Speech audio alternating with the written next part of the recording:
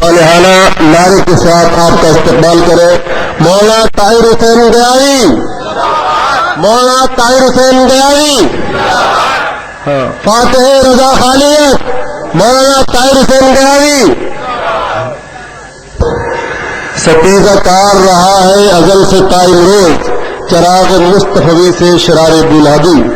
مناظر اسلام حضرت مولانا سید طاہر حسین گیاوی مدعی سے درخواست کروں گا کہ وہ تشریف لائیں اور بشاشت سے جب تک چاہیں اپنا پروگرام جاری رکھیں۔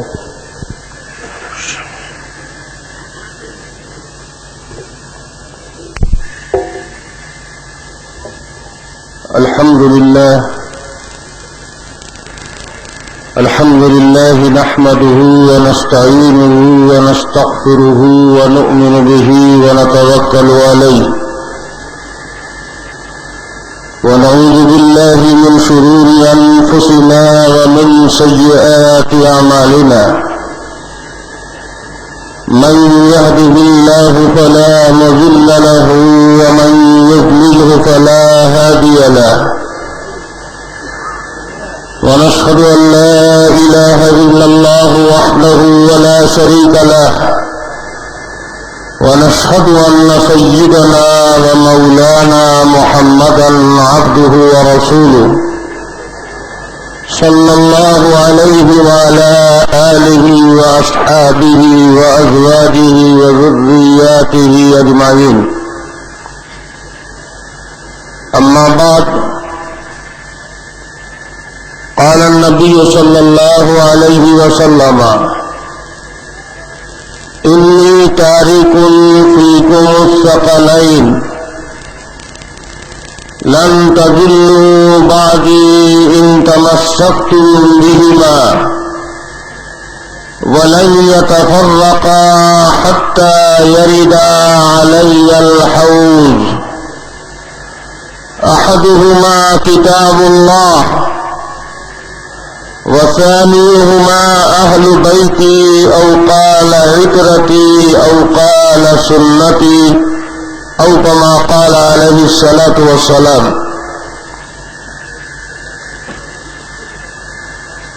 صدر محترم،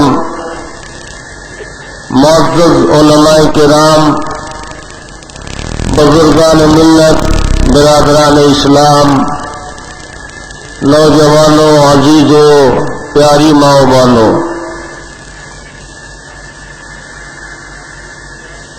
آپ کے پروگرام کی یہ دوسری نشست ہے اور آخری نشست ہے۔ کل بھی آپ ہی تھے اور آج بھی آپ ہی ہیں۔ مجھے آئینہ دکھانے کی ضرورت نہیں ہے، آپ اپنی تصویر خود سے دیکھ لیجئے۔ کل آپ کیا تھے اور آج آپ کیا ہیں۔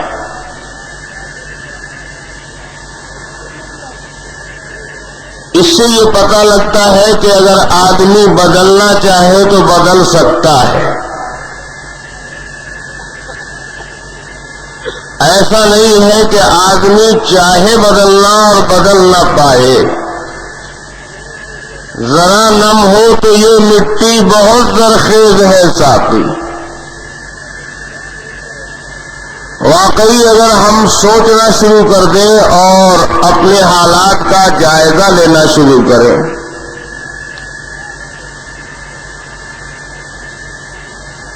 اپنا محاسبہ کریں تو انشاءاللہ ثم انشاءاللہ تبدیلیاں آئیں گی، انقلابات آئیں گے۔ نبی پاک سرور کائنات صلی اللہ علیہ وسلم کو اللہ رب العزت نے اسی لیے بھیجا کہ آپ لوگوں کے احساسات کو بیدار کریں، بجائے اس کے کہ لوگ دوسروں کو دیکھیں، خود اپنے آپ کو دیکھنا شروع کریں۔ اللہ پاک نے اس دنیا میں کوئی چیز ایسی نہیں بنائی ہے جو سراپا شر ہو اور خیر کا کوئی پہلو اس میں سے نکل ہی نہ پائے۔ اور کوئی چیز ایسی بھی نہیں بنائی ہے جو سراپا خیر ہی خیر ہو، اور کسی طرح بھی اس میں سے شر کا کوئی پہلو نہ نکل پائے۔ علماء فرماتے ہیں کہ خیر اور شر تو اضافی چیز ہے، ایک ہی چیز ایک وقت میں خیر ہوتی ہے اور وہی چیز دوسرے وقت میں شر بن جاتی ہے۔ نسبتوں اور اضافات کے تبدیلی سے خیر اور شر کا مفہوم بدل جاتا ہے۔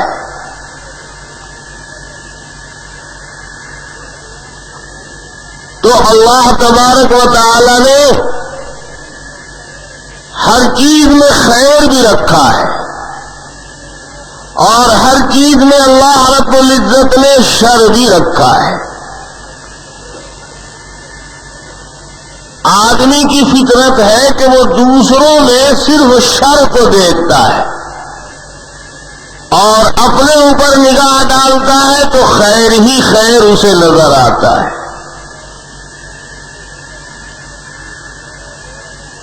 دوسروں کو دیکھتا ہے تو تنقید کے جذبے سے دیکھتا ہے، بہت حسین بہت خوبصورت بھی شکل ہے تو اس میں کہیں نہ کہیں سے کوئی عیب نکال لیتا ہے تو بڑا حسین بڑا خوبصورت بالکل چودھویں کا چاند ہے، لیکن ذرا سا آنکھ میں اور سیاہی ہوتی تو کچھ اور ہی ہوتا۔ دیکھیے ذرا سا نکالا ہے اس میں۔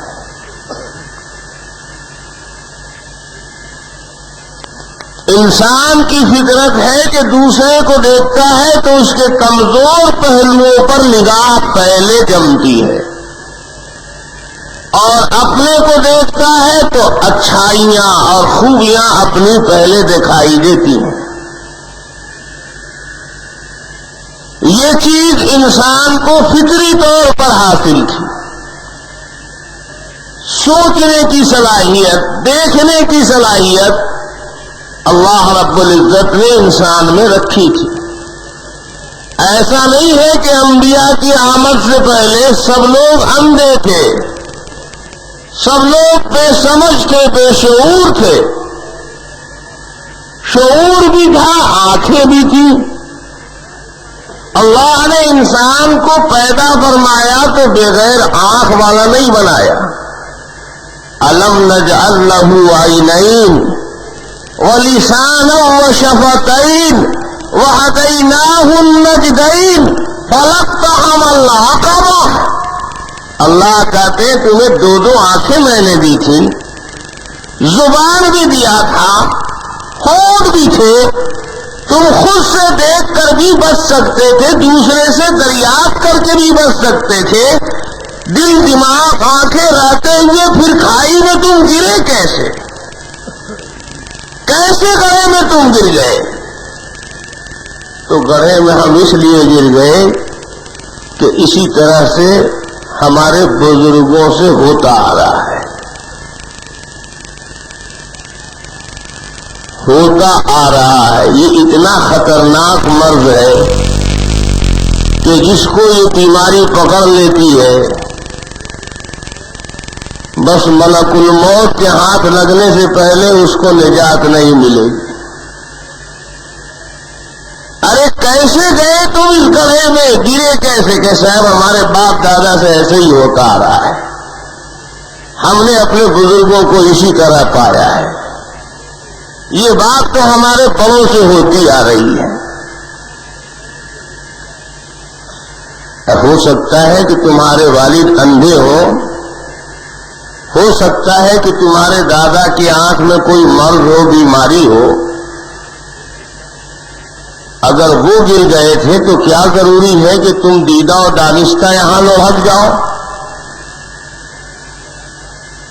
بے وقوف لڑکا، نادان بچہ اگر صرف اس لیے نالے میں گر پڑے کہ ہمارے ابا جان بھی گرے تھے یہاں اور داتا محترم بھی ایک روز رات میں یہیں لڑک گئے تھے، تو ہمارے دو بزرگ اس نالے میں گرے تھے، اس لیے میں بھی کود گیا ہوں، تو کوئی اسے معاف نہیں کرے گا۔ لوگ کہیں گے دادا تمہارے ضعیف تھے، ان کو نظر نہیں آیا، طاقت کم تھی، سنبھال نہیں پائے اپنے آپ کو، والد تمہارے دن میں نہیں جا رہے تھے، رات کے اندھیرے میں اس راستے سے گزر رہے تھے، وہ دونوں اگر گر پڑے نالے میں تو معذور تھے، ان کی تو معافی ہو جائے گی، لیکن دن کے اجالے میں آنکھ بینائی سلامت رہتے ہوئے، تندرست و توانا رہتے ہوئے تم کیوں کودے؟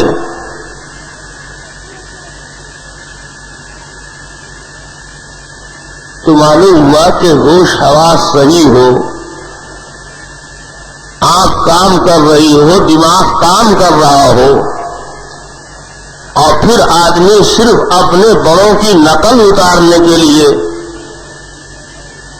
ان کی غلطی میں بھی ان کی پیروی کر ڈالے تو معافی نہیں ہے۔ ضابطہ بنایا ہے علماء نے، خطائے بزرگاں گرفتن خطاست، بزرگوں کی غلطی میں ان کی پیروی کرنا، بزرگوں کی غلطیوں کو اپنانا، یہ بہت خطرناک غلطی ہے، یہ بہت بڑی بھول ہے۔ یہاں گرفتن کے معنی ہے اخذ کردن، اختیار نمودن، خطائے بزرگاں گرفتن، بزرگوں کی غلطیوں کو اپنانا، بزرگوں کی غلطیوں میں پیروی کرنا، یہ بہت بڑی بھول ہے۔ یہاں لوگوں نے دیکھا کہ علماء نے جو یہ قاعدہ اور ضابطہ بنایا ہے، اس کے رہتے ہوئے تو ہم کو ہاتھ پاؤں مارنے کی کوئی گنجائش نہیں ہے، تو قاعدے کا ہی، ضابطے کا ہی مفہوم بدل دیا۔ اب اس کا ترجمہ کرتے ہیں بزرگوں کی غلطی پکڑنا، یہ غلط بات ہے، یعنی بزرگوں سے غلطیاں ہو گئی ہیں تو اس کو صحیح مان کر چلو۔ اگر بڑے بوڑھے نالے میں گر پڑے تھے تو یہی مان کر چلو کہ جب اس راستے سے کوئی گزرے تو لازماً اس کو اس میں گرنا چاہیے، حالانکہ یہ مطلب نہیں ہے۔ فرماتے ہیں کہ ہر باطل کا طریقہ یہ ہے کہ کلمہ حق کو لیتا ہے وہ، اور اس میں معنی اپنی طرف سے باطل گھسیڑتا ہے۔ کلمۃ حق ارید بہل باطل، کلمہ تو حق ہے، کلمہ تو صحیح ہے، لیکن باطل معنی اس میں ڈال دیا ہے۔ اور جب کلمہ برحق ہے اور صحیح ہے تو وہ کلمہ قرآن میں بھی مل جائے گا، حدیث میں بھی مل جائے گا، علماء کی تصنیفات میں بھی مل جائے گا۔ اب علماء کی تحریروں کو لے کر، کتابوں کے حوالوں کو لے کر، حدیث و قرآن کے الفاظ کو لے کر وہ اپنا عقیدہ اور اپنا معنی اور اپنا ذہن ثابت کرتا ہے کہ دیکھیے ہماری یہ بات تو قرآن میں بھی ہے، ہمارا یہ کہنا تو حدیث میں بھی موجود، اور ہماری یہ بات تو سارے علماء نے لکھی ہے۔ سوال یہ ہے کہ الفاظ کے ساتھ معنی بھی آپ نے وہیں سے لیا، جہاں سے الفاظ لیے آپ نے معنی بھی وہیں سے لیے، یا الفاظ تو لے لیے آپ نے ان سے اور معنی اس میں پانا دیا، گھسیڑ دیا اپنا؟ کیا قرآن نے بھی اس لفظ کو اسی معنی میں استعمال کیا ہے؟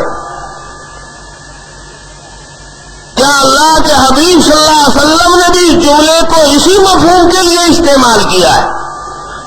صرف الفاظ کا مل جانا یہ آپ کے مفہوم کو ثابت نہیں کرے گا، آپ کے عقیدے کو ثابت نہیں کرے گا۔ تو باطل کا طریقہ یہ ہے کہ کلمہ حق کو لیتا ہے اور معنی اس کے وہی چھوڑ دیتا ہے،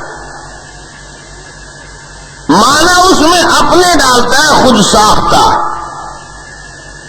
جو چیز اس نے فرض کر رکھی ہے، جو ذہن اس نے بنا رکھا ہے، کلمہ حق میں وہ معنی ڈال دیتا ہے اور پھر اپنے معنی کو صحیح ثابت کرنے کے لیے اس کلمہ حق کو پیش کرتا ہے۔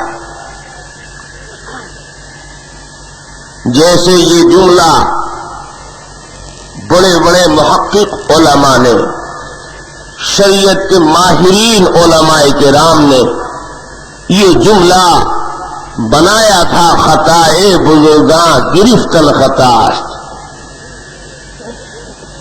معلوم رہے کہ بزرگ نبی کے درجے کو نہیں پہنچ سکتا، معصوم نہیں ہو سکتا ہے، اس سے خطا ہوگی، اس سے غلطی ہوگی، بھول چوک ہوگی، وہ معصوم تھوڑا ہی ہے، پیغمبر تھوڑا ہی ہے، بڑے سے بڑا بھی ولی ہو جائے اور چوٹی کا اللہ والا بھی ہو جائے اور کسی بھی ولایت کے مقام پر فائز ہو جائے، وہ معصوم نہیں ہو سکتا، اور جب غیر معصوم ہے تو اس سے غلطی بھی ہوگی، بھول چوک بھی ہوگی۔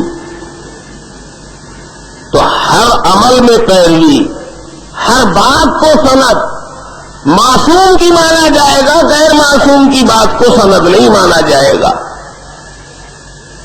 اس لیے اگر ان سے بھول چوک ہو گئی ہے تو اس بھول چوک میں ان کی پیروی مت کرو۔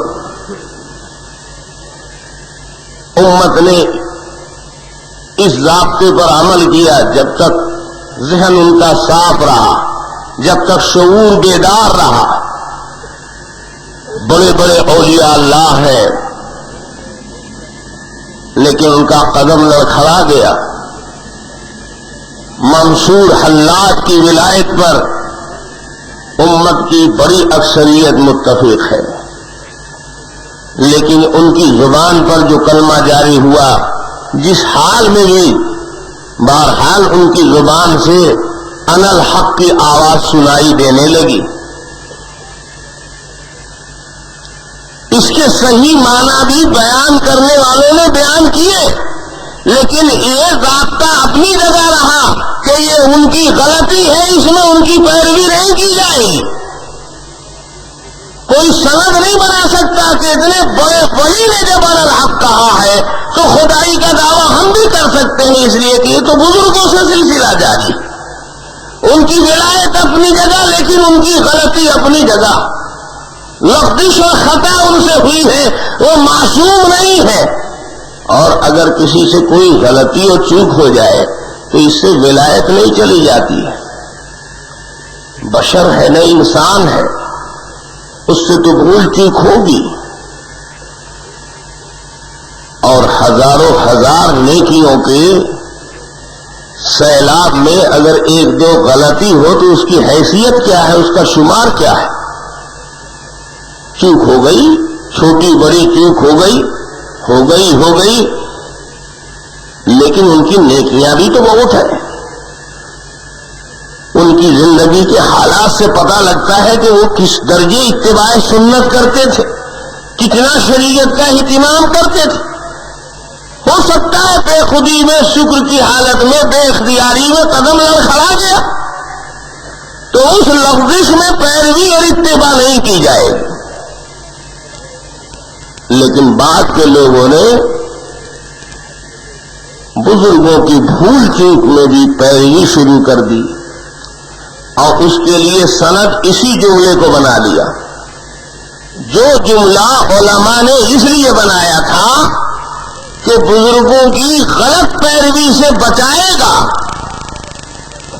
اس غلط پیروی کے استعمال کے لیے بطور سند کے اس جملے کو پیش کرتے ہیں لوگ۔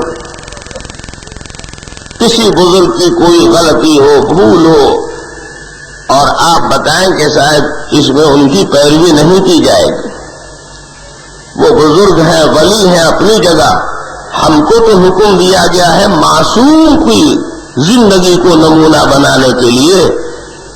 ہم کو تو اللہ نے کہا ہے کہ رسول اللہ وَلَكُمْ فِي رَسُولِ اللَّهِ أُسْوَةٌ حَسَنَةٌ، نبی کی زندگی میں تمہارے لیے بہترین نمونہ ہے۔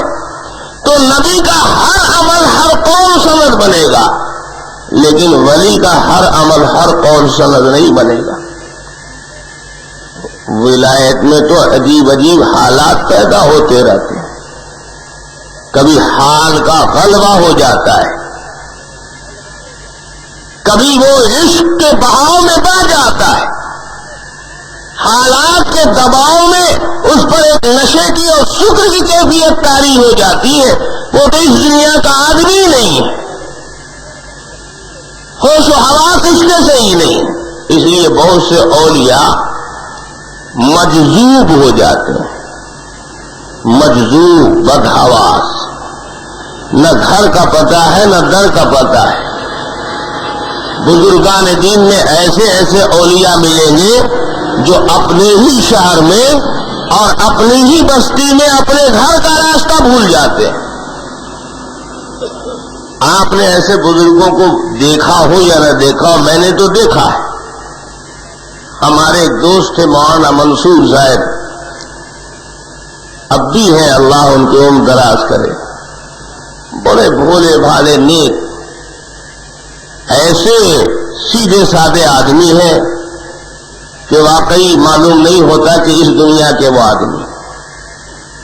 انہوں نے ایک مرتبہ مجھ سے پروگرام لیا اپنے وطن کے لیے، اور راول قلعہ سے وہ مجھے لے کر چلے تو حضرت اپنی ہی بستی میں مجھے لے کر 1 گھنٹے گھومتے رہے، راستہ اپنے گھر کا بھول گئے جی۔ عصر سے لے کر کے مغرب کا وقت ہو گیا اور نماز بھی مغرب کی ہو گئی، لوگوں کے ہاں بتیاں جل گئی، لالٹین روشنی جل گئے، اور مولانا منصور صاحب اپنی ہی بستی میں مجھے لے کر طواف کر رہے ہیں، ان کو اپنا گھر نہیں مل رہا ہے۔ اب جب میں مولانا سے پوچھتا ہوں مولانا ابھی اور دور ہے کیا، کہیں نہیں بس ایک دم قریب آ گیا۔ یہ تو بہت دیر کے بعد فراز پاش ہوا کہ حضرت راستے ہی بھول گئے۔ تو اولیاء اللہ پر جنون بھی طاری ہو جاتا ہے، شکر بھی طاری ہو جاتا ہے، جذب بھی غالب آ جاتا ہے، غلبہ حال بھی ہو جاتا ہے، لیکن انبیاء پر یہ کیفیت طاری نہیں ہوتی ہے۔ نبی پر کبھی جنون طاری نہیں ہوتا، نبی کوئی مجذوب نہیں ہوتا، اس لیے کہ نبی کی پوری زندگی نمونہ ہے، نبی قائد ہے ساری انسانیت کا۔ اگر معلوم ہو جائے کہ یہ مجنون ہے، دیوانہ ہے، بدحواس ہے، تو کوئی اس کو اپنا امام، اپنا قائد، اپنا نمونہ نہیں بنانا پسند کرے گا۔ اور اولیاء اللہ کو اللہ نے یہ منصب ہی نہیں دیا ہے، اس لیے ان کی زندگی میں ایسے حالات پیدا ہو جائیں تو اس سے ان کی ولایت پر کوئی اثر نہیں پڑتا ہے۔ آپ دیکھیں گے کہ اولیاء کرام میں 2 طبقہ ہے، ایک طبقہ تو سالکین کا ہے۔ سالک وہ ولی ہوتا ہے جس کے ہوش و حواس ہمیشہ برقرار رہتے ہیں، جو احوال سے مغلوب نہیں ہوتا ہے، جس پر مجذوبیت نہیں طاری ہوتی، وہ ہر وقت شریعت کا اہتمام کرتا ہے، بدحواسی میں کوئی غیر شرعی حرکت اس سے نہیں ہوتی، سارے قوانین شریعت کا پورے طریقے سے اہتمام کرے گا، ادنا حکم شریعت کو وہ نبھائے گا، شریعت شکنی نہیں کر سکتا۔ تو وہ سالک ہے، وہ شریعت کے راستے پر چل رہا ہے اور اس کا قدم نہیں ڈگمگاتا ہے۔ اور کچھ ایسے لوگ ہیں کہ عمومی طور پر تو وہ شریعت کا اہتمام کرتے ہیں، لیکن کبھی کبھی مغلوب الحال ہو جاتے ہیں، کبھی کبھی ہوش حواس صحیح نہیں رہتے، بے قابو ہو جاتے ہیں۔ تو وہاں پر جب وہ بے قابو ہو گئے، جب عقل ان کی ختم ہو گئی، تو وہاں کبھی قدم لڑکھڑا جاتا ہے اور کوئی ایسا عمل بھی ہو جاتا ہے ان سے جو شریعت کے خلاف۔ مگر اس خلاف شریعت عمل پر ان سے مواخذہ نہیں ہوگا، دھر پکڑ نہیں کی جائے گی۔ کیوں؟ اس لیے کہ شریعت نافذ ہوتی ہے عاقل بالغ پر، تو جس طریقے سے نابالغ معذور ہے، نابالغ کے اوپر شریعت کا قانون نافذ نہیں ہے، اسی طریقے سے جب وہ بے عقل ہو گئے، عقل ہی ان کی کھو گئی، تو غیر عاقل ہو گئے تو شریعت اب ان پر نافذ کہاں ہے؟ وہ شریعت کی گرفت سے باہر ہو گئے۔ اس لیے مجذوب سے کبھی کبھی ایسا عمل ہو جاتا ہے جو خلاف شرع ہوتا ہے، اس میں ان کی پیروی تو نہیں کی جائے گی، ہم ان کی وکالت تو نہیں کریں گے کہ جو انہوں نے کر دیا ہے اور جو ان کی زبان سے نکل گیا ہے اس موقع پر وہی شریعت ہے اور وہی خدا کا قانون ہے۔ نہیں، یہ تو ہم نہیں کہہ سکتے، لیکن ہاں ان کی اس چوک کی وجہ سے ہم ان کو مطعون نہیں کریں گے، ان پر زبان درازی نہیں کریں گے اور ان کی بے حرمتی نہیں کریں گے، اس لیے کہ ان کے عام احوال نے ہمیں مطمئن کر دیا ہے کہ یہ شریعت کا اہتمام کرنے والے ہیں اور یہ خلاف شریعت چلتے نہیں ہیں، نیت ان کی سلامت ہے، ذہن میں ان کے کوئی کجی نہیں ہے۔ یہ اور بات ہے کہ عشق کے غلبے میں اور مجذوبیت کے عالم میں قدم لڑکھڑا گیا۔ ایسے اولیاء اللہ کی ایک لمبی فہرست ہے۔ ہمارے اس ملک میں ایک بزرگ گزرے ہیں سرمد شہید رحمت اللہ علیہ، آپ لوگ سب جانتے ہوں گے ان کو، اس لیے کہ آپ سب لوگ اجمیر بہت جاتے ہیں۔ ارے اجمیر شریف جاتے ہیں کہ نہیں آپ لوگ؟ اگر اب تک نہیں گئے ہوں تو ضرور جائیے، اور 7 مرتبہ اگر آپ ہو لیں گے تو ایک حج ہو جائے گا۔ یہ انڈین مسئلہ ہے۔ ہمارے بہار میں تو بہت مشہور ہے کہ جو آدمی 7 مرتبہ اجمیر شریف سے ہو لیتا ہے اس کا ایک حج ہو جاتا ہے۔ مجھ سے ایک صاحب ملے، 7واں چکر لگا کے آ رہے تھے، کہنے لگے مولانا صاحب میں اجمیر سے آ رہا ہوں اور یہ 7واں ہمارا ہے، الحمدللہ ایک حج ہو گیا۔ اب کون انہیں سمجھاوے کہ حج سے کیا تعلق ہے؟ 7 نہیں 14 چکر بھی لگا لو گے تو ایک حج کا کروڑواں حصہ بھی نہیں حاصل کر پاؤ گے، اور حج تو کیا ہوگا۔ تو ان سے میں نے پوچھا کہ اچھا آپ اجمیر گئے تو اجمیر میں کچھ مسلمان لوگ رہتے ہیں کہ نہیں؟ کہنے لگے ارے مولانا بہت بڑا شہر ہے اور بہت مسلمانوں کی آبادی ہے۔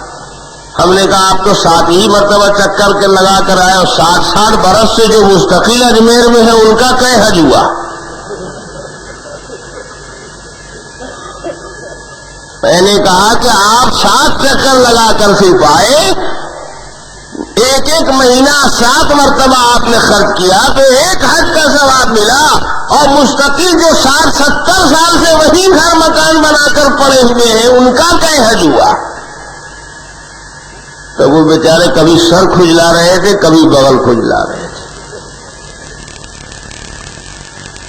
تو میں یہ عرض کر رہا تھا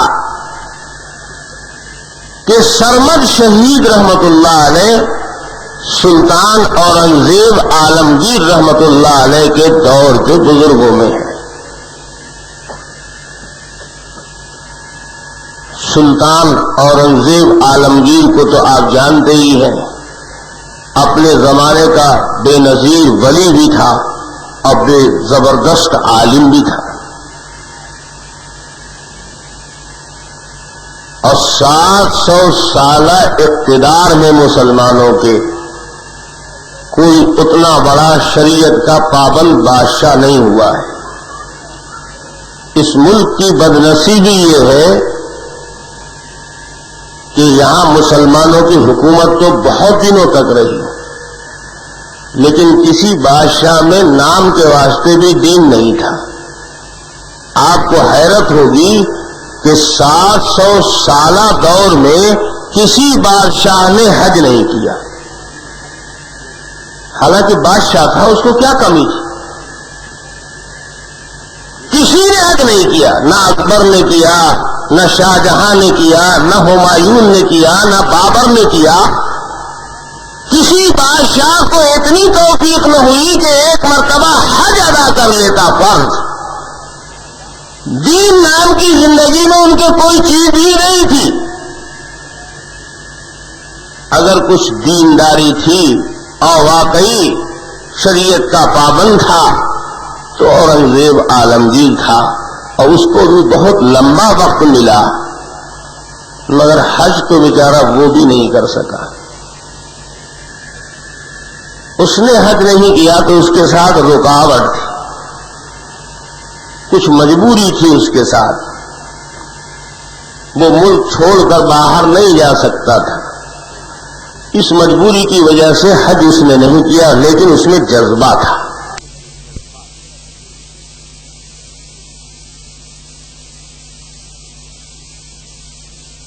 اس نے دین کو، شریعت کو نافذ کیا اس ملک میں.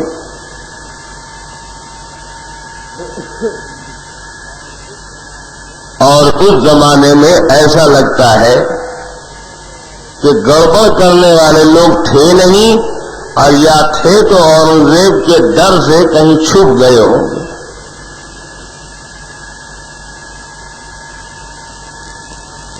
اس لیے بادشاہ نے شریعت کا نفاذ جو کیا فقہ حنفی کے مطابق کیا. جو دستور العمل بنا، اس نے حدیث قرآن کو نہیں نافذ کیا کہ ہمارے ملک کے جتنے مسلمان ہیں ڈائریکٹ حدیث ہاتھ میں لے لیں اور قرآن لے لیں اور اس پر عمل شروع کر دیں.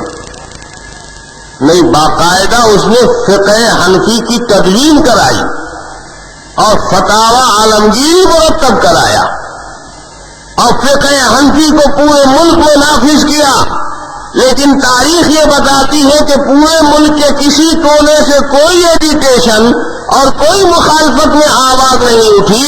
یہ بات اتنی واضح ہے کہ اس کے واسطے کسی دلیل کی ضرورت نہیں ہے. اس سے پتہ لگتا ہے کہ بعد میں پیدا ہوئے ہیں لوگ، اس دور تک کہیں وجود. جب تک مسلمانوں کا اقتدار رہا اس ملک میں، سوائے احناف کے کوئی دوسری آبادی مسلمانوں کی یہاں نہیں تھی.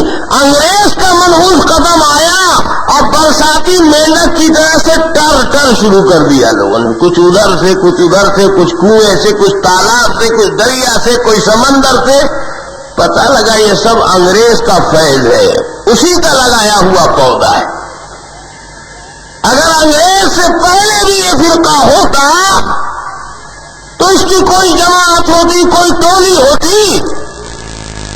اورنگزیب عالمگیر کی مدون کی ہوئی فتح پورے ملک کی، ہندوستان کے ایک ایک مسجد میں 20 رکعت تراویح ہو رہی ہے. کہیں ایجیٹیشن جاری ہونا چاہیے تھا نا کہ یہ تو ثابت نہیں ہے حدیث سے، ہمارے ہاں تو 8 ہی ہوگی. لیکن سب کی کھاٹ کھڑی تھی. اس سے معلوم ہوتا ہے کہ پورے ملک میں صرف احناف تھے اور یہ تسلسل سے چلا آ رہا ہے. اور اس کے مخالفت میں جو بھی آواز اٹھی ہے وہ انگریزوں نے سر میں سر ملایا ہے. اور بہت زیادہ ہم گفتگو نہیں کرنا چاہتے، یہ تو بیچ میں بات آ گئی تھی تو میں نے آپ کی خدمت میں عرض کر دیا ہے. تاریخ بے داغ رپورٹ ہمیں دیتی ہے کہ اس ملک میں مسلمان متحد تھے اور سارے مسلمانوں کا ایک ہی مسلک اور موقف تھا اور وہ فقہ حنفی ہے، اور پورے ملک کے طول و عرض میں ہر جگہ اسی پر عمل ہوتا تھا.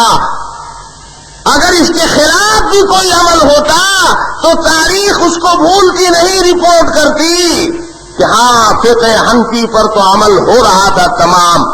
اورنگزیب عالمگیر رحمت اللہ علیہ کے سارے زیر حکومت علاقے میں ایسا ہو رہا تھا، لیکن فلاں جگہ پر کچھ لوگ تھے وہ ایسے نہیں ایسے کرتے تھے. لیکن تاریخ میں نہ ایسے ہے نہ وہ ایسے ہے، سیدھا سیدھا کلیئر ہے معاملہ. تو اس سے پتہ لگتا ہے کہ آپ تشریف بعد میں لائے ہیں. تو بعد میں تشریف لائے ہیں تو کہیں حاشیے اوشیے پر بیٹھیے کنارے جہاں جگہ مل جائے. ہم تو 1400 سال سے ہیں پورے تسلسل کے ساتھ, کبھی کوئی انقطاع نہیں, اور ہم نے اپنا نام بھی خود نہیں رکھا ہے, اور دوسرے جتنے ہیں ان کے بڑوں نے اپنا نام رکھا. ہمارا نام ہمارے آقا سرور کائنات جناب محمد الرسول اللہ صلی اللہ علیہ وسلم نے رکھا ہے. حضور سے پوچھا گیا, اے اللہ کے رسول, 73 فرقوں میں جب امت بڑھ جائے گی اور آپ فرماتے ہیں کہ ایک ہی صرف ناجی فرقہ ہوگا, تو 72 سب اپنے اپنے 72 سب کہیں گے کہ ہم باطل ہیں, ہم باطل ہیں, ہم سے بچو. پہچانا کیسے جائے گا کہ وہ ناجی فرقہ کون ہے؟ تو اللہ کے حبیب نے فرمایا, ما انا علیہ, جو نجات یافتہ فرقہ ہوگا وہ اس راستے پر ہوگا جس پر ہم ہیں. حضور جس راستے پر چلتے ہیں اس کو سنت بولا جاتا ہے. نبی کے طریقے کو کیا بولتے ہیں آپ کے یہاں؟ بمبئی میں تو بدعت بولتے ہیں نا, یہاں کی ڈکشنری دوسرے قسم کی ہے. رسول اللہ کے طریقے کو کیا بولتے ہیں؟ سنت. تو حضور نے فرقہ ناجیہ کو نام دیا ما انا علیہ, جو میرے طریقے پر چلنے والے ہیں وہ نجات یافتہ, تو اہل سنت نام پڑا. اور فرمایا وہ اصحابی, اور جس راستے پر میرے صحابہ ہوں گے, تو صحابہ تو کل ایک ہی دو تھے نا, نہیں پوری جماعت تھی صحابہ کی, تو ان کے نام میں والجماعت کا نام پڑا. اہل سنت والجماعت, یہ نام اس فرقے نے اپنا نہیں رکھا, اس جماعت نے اپنا نام نہیں رکھا, یہ نام اس کو نبی پاک سرور کائنات صلی اللہ علیہ وسلم نے دیا ہے. ہم نے اپنا نام خود سے نہیں تجویز کیا ہے. اور آپ آئے اہل قرآن بن کر, تو یہ نام کہاں سے لیا تھا؟ مکے مدینے سے اعلان ہوا تھا, رسول اللہ نے یہ نام دیا تھا, صدیق اکبر کی خلافت سے ملا تھا. ارے یہ سب شیطانی کاروبار ہے, ادھر ہی سے اعلان ہوا ہے. اور اس کے بعد ایک صاحب آئے, کہنے لگے تم بہت بڑے خوبصورت ہو, ورلڈ چیمپئن, قرآن تم لے کر بھاگے, تو بچا ہوا جو اب ہے اس کو ہم لے بھاگیں گے. تو قرآن لے بھاگا تو بچا ہوا حدیث تھا, تو اس نے کہا ہم اہل حدیث.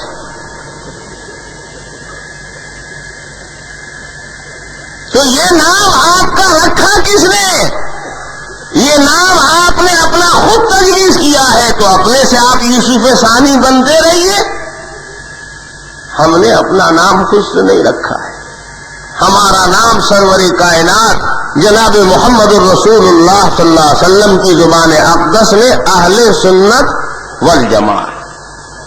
اور جب اہل سنت والجماعت ہے, رسول اللہ کی سنت والے راستے پر چلنے والے اور صحابہ کی جماعت والے طریقے پر چلنے والے, تو یہ جماعت اور یہ لوگ حضور کے وقت سے ہی پورے تسلسل کے ساتھ رہیں گے نا, تو 14 صدیوں میں کوئی ایک سال ایسا نہیں گزرا کہ روئے زمین سے ہمارا وجود ناپید ہو گیا. لیکن کوئی دوسرا ایسا نہیں ہے جو اپنا نسب نامہ رسول اللہ صلی اللہ علیہ وسلم تک جوڑ کر دکھا دے. کوئی مائی کا لال نہیں دکھا سکتا. یہ بات تو درمیان میں آ گئی. میں یہ عرض کر رہا تھا کہ سلطان اورنگزیب عالمگیر رحمت اللہ علیہ بڑے پائے کے ولی, بڑے زبردست عالم, اللہ پاک نے تخت و تاج بھی دیا, علم بھی دیا. وہ خود خزانے, شاہی خزانے سے اپنی کوئی تنخواہ نہیں لیتے تھے, اپنی ذات پر کچھ خرچ نہیں کرتے تھے, ٹوپی بناتے تھے, قرآن پاک کی کتابت کرتے تھے, اور اسی سے جو آمدنی ہوتی تھی گزر بسر اسی پر ہوتا تھا. اتنا غریب پرور اور اتنا متبع سنت. اولیاء اللہ اور بزرگوں کا تو اتنا بڑا شہدائی تھا, اتنا بڑا شہدائی تھا کہ کہ اگر میں کہوں کہ شاید بادشاہوں میں کوئی دوسرا اس کے ٹکر کا نہیں گزرا تو یہ مبالغہ نہیں ہوگا. وقت نہیں ہے کہ میں آپ کو اس سلسلے کی باتیں سناؤں. اگر سلطان عالمگیر رحمت اللہ علیہ کی باتوں کو سنانا شروع کر دوں گا تو جو اصل موضوع ہے وہ رہ جائے گا. انہی کے زمانے میں سرمد شہید رحمت اللہ علیہ تھے. وہی سرمد شہید جن کے بارے میں مشہور ہے کہ جب بادشاہ نے دلی کی جامع مسجد بنائی تو قبلے سے ذرا ترچھی ہو گئی تھی. اب پوری مسجد تیار ہو گئی تو اب پتہ لگا کہ رخ ایک دم صحیح ٹھیک ٹھیک قبلے کی طرف نہیں ہے. تو لوگ کہتے ہیں کہ سلطان اور بادشاہ وقت نے کہا کہ اب کیا ہوگا, اب پھر سے مسجد توڑ کر بنائی جائے. تو سارا خرچ برباد ہو. تو لوگوں نے کہا کہ اسی جگہ پر بہت مستجاب الدعوات ایک ولی رہتے ہیں. ولی تو مسجد گھما نہیں دے گا, اللہ پاک گھما سکتے ہیں. تو ان سے کہا جائے کہ دعا کر دیں, ہو سکتا ہے ان کی دعا اللہ قبول کر لے. تو اللہ میں تو قدرت ہے. اولیاء اللہ کے ہاتھ پر جو کام ہوتا ہے وہ تو کرتے نہیں ہیں, کرنے والا تو خدا ہوتا ہے, ہاتھ ان کا ہوتا ہے. کرامت اسی کا نام ہے کہ ہاتھ ولی کا ہوتا ہے اور کام کرنے والا اللہ پاک ہوتا ہے. معجزہ اسی کا نام ہے کہ فاعل اللہ اور نبی کا ہاتھ اس کا مظہر. تو وہ سے لوگ اس فرق کو نہ سمجھنے کی وجہ سے سمجھنے لگتے ہیں کہ ہوا تو اسی ہاتھ سے تو پاور بھی اسی ہاتھ میں. حالانکہ پاور اس میں, ارے آپ بمبئی کے لوگ, ہم تو دیہات کے گوار آدمی ہیں, آپ تو بمبئی کے بہت ہوشیار آدمی ہیں. آج کل گرمی کے زمانے میں کون سا گھر ایسا ہے جہاں پنکھا نہ چلتا ہے نا. تو پنکھے کا جو پنکھڑی جو ہوتی ہے اس کا جو ڈائنا ہوتا ہے وہی تو گھومتا ہے, ناچتا ہے. تو بیوقوف بچہ سمجھتا ہے کس میں پاور ہے گھومنے کا, وہ خود سے گھوم رہا ہے. اگر تم کو یقین نہ آئے تو اس کو مت چھیڑ چھاڑ کرو, اس کو ہاتھ ہی مطلب اس کو اسی طرح رہنے دو, اور خالی ذرا سا بٹن دبا دو جا کر, اب گھومے گا. بیوقوف سمجھتا ہے پاور اس میں ہے اس لیے کہ گھومتا ہوا اس کو دیکھتا ہے, حالانکہ پاور اس میں بالکل نہیں ہے, وہ تو 0/0 ہے. جیسے اور بے جان چیزیں ہیں ویسے ہی وہ بھی بے جان ہے. گھمانے والی طاقت اس میں آ رہی ہے, جب تک آتی رہے گی جب تک گھومتا رہے گا, اور جب ادھر سے طاقت نہیں سپلائی ہوگی تو یہ گھومے گا کبھی نہیں. اولیاء اللہ کے ہاتھ میں پاور نہیں ہوتا ہے, پاور والا ان کے ہاتھ پر اپنا پاور ظاہر کر دیتا ہے. اسی کا نام ہے معجزہ اور اسی کا نام ہے کرامت. اولیاء اللہ جو چاہے کر نہیں سکتے, لیکن اللہ پاک سے مانگ سکتے ہیں اور اللہ ان کی دعاؤں کو قبول کر لیتا ہے. مستجاب الدعوات ہوتے ہیں تو انہونی کام بھی ولی کی دعا سے ہوتا ہوا دکھائی دیتا ہے. تو بیوقوف یہ سمجھتا ہے کہ انہوں نے کر دیا, پاور ان کے ہاتھ میں. پاور ان کے ہاتھ میں نہیں, پاور والے سے تعلق بڑا مضبوط ہے. اللہ والے ہو گئے ہیں تو اللہ بھی ان کا ہو گیا ہے. من کان للہ کان اللہ لہو, جو اللہ کا ہو جاتا ہے اللہ بھی اسی کا ہو جاتا ہے. ارے تم جان دو گے ہمارے اوپر تو کیا ہم پانی بھی نہیں دیں گے, چائے بھی نہیں پلائیں گے؟ جب ایک طرف سے جان مال سب کچھ قربان کرنے کو تیار ہے تو اللہ پاک تو بہت مہربان ہے, وہ تو اپنے دشمنوں کو بھی دیتا ہے, اور یہ تو دوست ہو گیا ہے. پھر اس کے لیے اللہ پاک اپنے سارے خزانے کھول دیتا ہے. مانگ کیا مانگتا ہے؟ جو مانگو ملے گا. تو بادشاہ وقت کو لوگوں نے متوجہ کیا کہ یہ کسی بزرگ ہی سے ہو سکتا ہے. اور دیکھو سرمد اسی جگہ رہتے ہیں بازو میں, مجذوب آدمی ہے لیکن بہت مستجاب الدعوات ہیں, بہت مرتبہ آزمایا گیا ہے, ان کی زبان سے نکلا اور اللہ نے پورا کر دیا. تو ایسا ہے جب تم بادشاہ وقت ہو کر ان کی خدمت میں حاضر ہو گے اور ان سے درخواست کرو گے کہ دیکھیے ہم نے ایک مسجد تعمیر کی ہے اور اس میں بھول ہو گئی ہے, آپ اللہ سے دعا کر دیجیے. تو میں نے سنا ہے کہ انہوں نے دعا کر دیا تو قبلہ صحیح ہو گیا.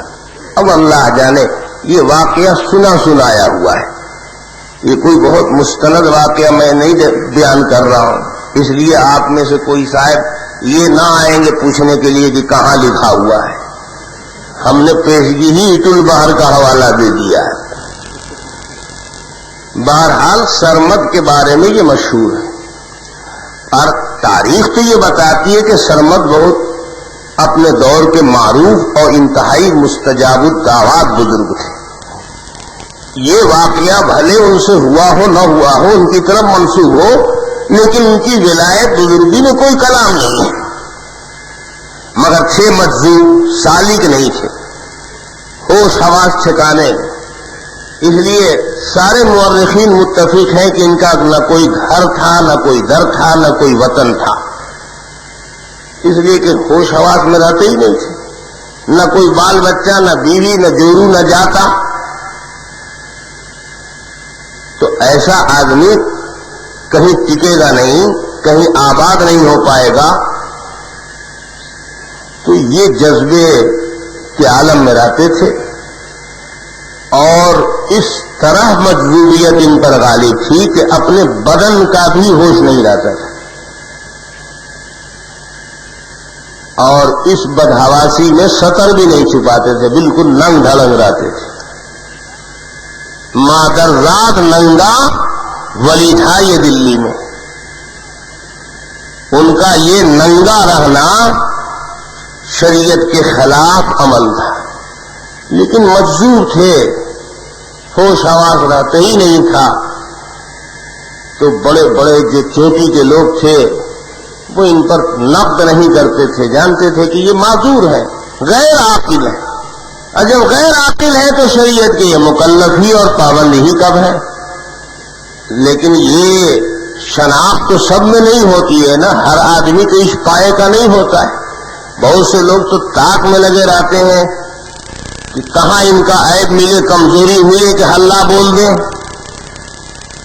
تو سطحی نظر کے لوگوں نے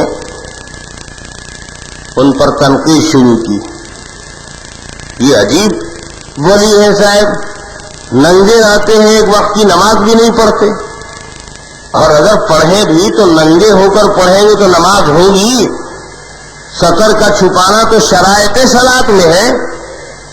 اب شدہ یہ علماء کی تنقید اتنی پھیلی کہ سارے کے سارے دلی کے مولوی متفق ہو گئے کہ اورنگزیب عالمگیر کی خدمت میں مقدمہ پہنچانا چاہیے, اس کو ولی مان کر لوگ گمراہ ہو رہے ہیں. تو بادشاہ وقت کے یہاں یہ شکایت پہنچائی گئی کہ دیکھیے اس شہر میں ایک ولی ہے, وہ شریعت کے خلاف زندگی گزارتے ہیں. بادشاہ وقت کی ذمہ داری ہے کہ ان کو پابند بنائے شریعت کا. تو اورنگزیب عالمگیر رحمت اللہ علیہ نے ایک صاحب کو ذمہ داری دی کہ آپ خفیہ رپورٹ ان کے حالات کی لائیے تاکہ ہمیں صحیح جانکاری حاصل ہو سرمد کے بارے میں. یہ تو ایک افواہ ہے, ایک عام ذہن ہے, لیکن حقیقت کیا ہے, اصلیت کیا ہے. اور اورنگزیب نے اس کو توڑنے کے لیے اور اس کو پانے کے لیے ایک صاحب کو مکلف کیا کہ آپ رپورٹ لائیں. تو وہ صاحب جب گئے پتہ لگاتے ہوئے تو سرمد تک پہنچے تو دیکھا کہ واقعی تو بالکل ننگ دھڑنگ رہتے ہیں. تو انہوں نے بادشاہ کے پاس آ کر رپورٹ دی کہ جس کو لوگ ولی مانتے ہیں اور صاحب کشف بزرگ مانتے ہیں، تو ہم نے تو کوئی کرامت، کوئی کشف ان کے اندر دیکھا نہیں، دیکھا تو صرف کشف عورت دیکھا، یہی ان کا کشف ہے، اور کوئی کشف کرامت ہم نے نہیں پایا۔ تو اورنگزیب نے حکم دیا کہ ان کو دربار میں حاضر کیا جائے۔ اب پولیس کے ذریعے سے شاہی دربار میں سرمد بلائے گئے۔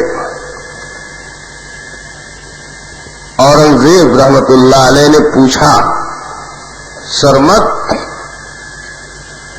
آپ اتنے پائے کے بزرگ اور ولی ہیں، آپ اپنے جسم پر کپڑا کیوں نہیں رکھتے، ستر کیوں نہیں چھپاتے؟ تو سرمد نے کہا کہ اورنگزیب ستر وہ چھپاوے جو عیب دار ہو، چھپایا عیب کو جاتا ہے، ہمارے اندر تو کوئی عیب ہی نہیں ہے تو میں کیا چھپاؤں، جس کو دیکھنا ہے سر سے پاؤں تک دیکھ لے۔ اورنگزیب عالمگیر رحمت اللہ علیہ نے کہا یہ سب نکتہ آرائی حکم شریعت کو ختم نہیں کر سکتی، یہ لیجئے میں آپ کو دے رہا ہوں لباس اور آپ اسے استعمال کیجئے، اور خبردار میرے پاس یہ رپورٹ نہ آنے پائے کہ آپ شریعت کے خلاف عمل کرتے ہیں۔ کل جمعے کا دن ہے، میں آپ کو جامع مسجد میں دیکھنا چاہتا ہوں۔ انہوں نے شاہی دربار سے جوڑا جو ملا تھا وہ لیا، اور اس کے بعد آئے اور کل جمعے کی نماز کا پروگرام بنایا۔ اب بادشاہ سلامت نے پہلے ہی اطلاع بھیج دی کہ آنے والا جمعہ میں جامع مسجد میں ادا کروں گا۔ تو امام صاحب کو معلوم ہوا کہ بادشاہ سلامت آنے والے ہیں جمعہ پڑھنے، تو خوب سجا کے نماز پڑھوں گا اور اتنی عمدہ قرات کروں گا کہ بادشاہ بھی مست ہو جائے گا، اور اس جمعے کو جب مست ہو جائے گا تو اگلے جمعے کو تنخواہ کے اضافے کی درخواست دے دوں گا۔ ہر وقت مولوی 4 اور 24 کرتا رہتا ہے۔ تو بادشاہ نے ادھر یہ پلان بنایا اور امام صاحب نے ادھر یہ کھیر پکائی، اور اورنگزیب پر ادھر سرمد پر ادھر آفت آئی۔ تو بادشاہ سلامت جمعے کے روز تیار ہوئے، اور ان کے جو قاضی القضات تھے وہ قاضی عبد القوی تھے، ان کا نام عبد القوی تھا۔ تو قاضی القضات اور بادشاہ اور دوسرے درباری جو لوگ تھے وہ سب بادشاہ کی وجہ سے جامع مسجد میں جمعہ پڑھنے آئے۔ اورنگزیب نے آتے ہی پوچھا سرمد آئے کہ نہیں آئے؟ لوگوں نے کہا ہاں سرمد دیکھیے وہ آما ہے، سرمد موجود ہے۔ تو بادشاہ کو بڑی خوشی ہوئی کہ چلو سرمد نے آج سے نماز شروع کر دی اور لباس بھی پہننا شروع کر دیا۔ لیکن سرمد جمعہ پڑھانے تھوڑے ہی آئے تھے، جمعہ پڑھنے تھوڑے ہی آئے تھے، وہ تو اورنگزیب کو سمجھانے آئے تھے۔ چنانچہ جب صف لگ گئی اور امام نے تکبیر تحریمہ باندھ لی، تو امام کے بعد سب لوگ پیچھے سے تکبیر بول کر کے اپنی اپنی تحریمہ اپنا باندھتے ہیں نا۔ تو سرمد نے بلند آواز سے کہا جو نیت امام کی وہ میرے پاؤں کے نیچے، اللہ اکبر۔ بہت سے آدمی تو یہ ایئر کنڈیشن آواز نیت کی سن کر کے وہ ادھر ادھر دیکھنے لگے کہ ایسا کون آدمی ہے کہ امام کی نیت کو پاؤں کے نیچے مسل رہا ہے، ایسے بھی کہیں نیت باندھی جاتی ہے؟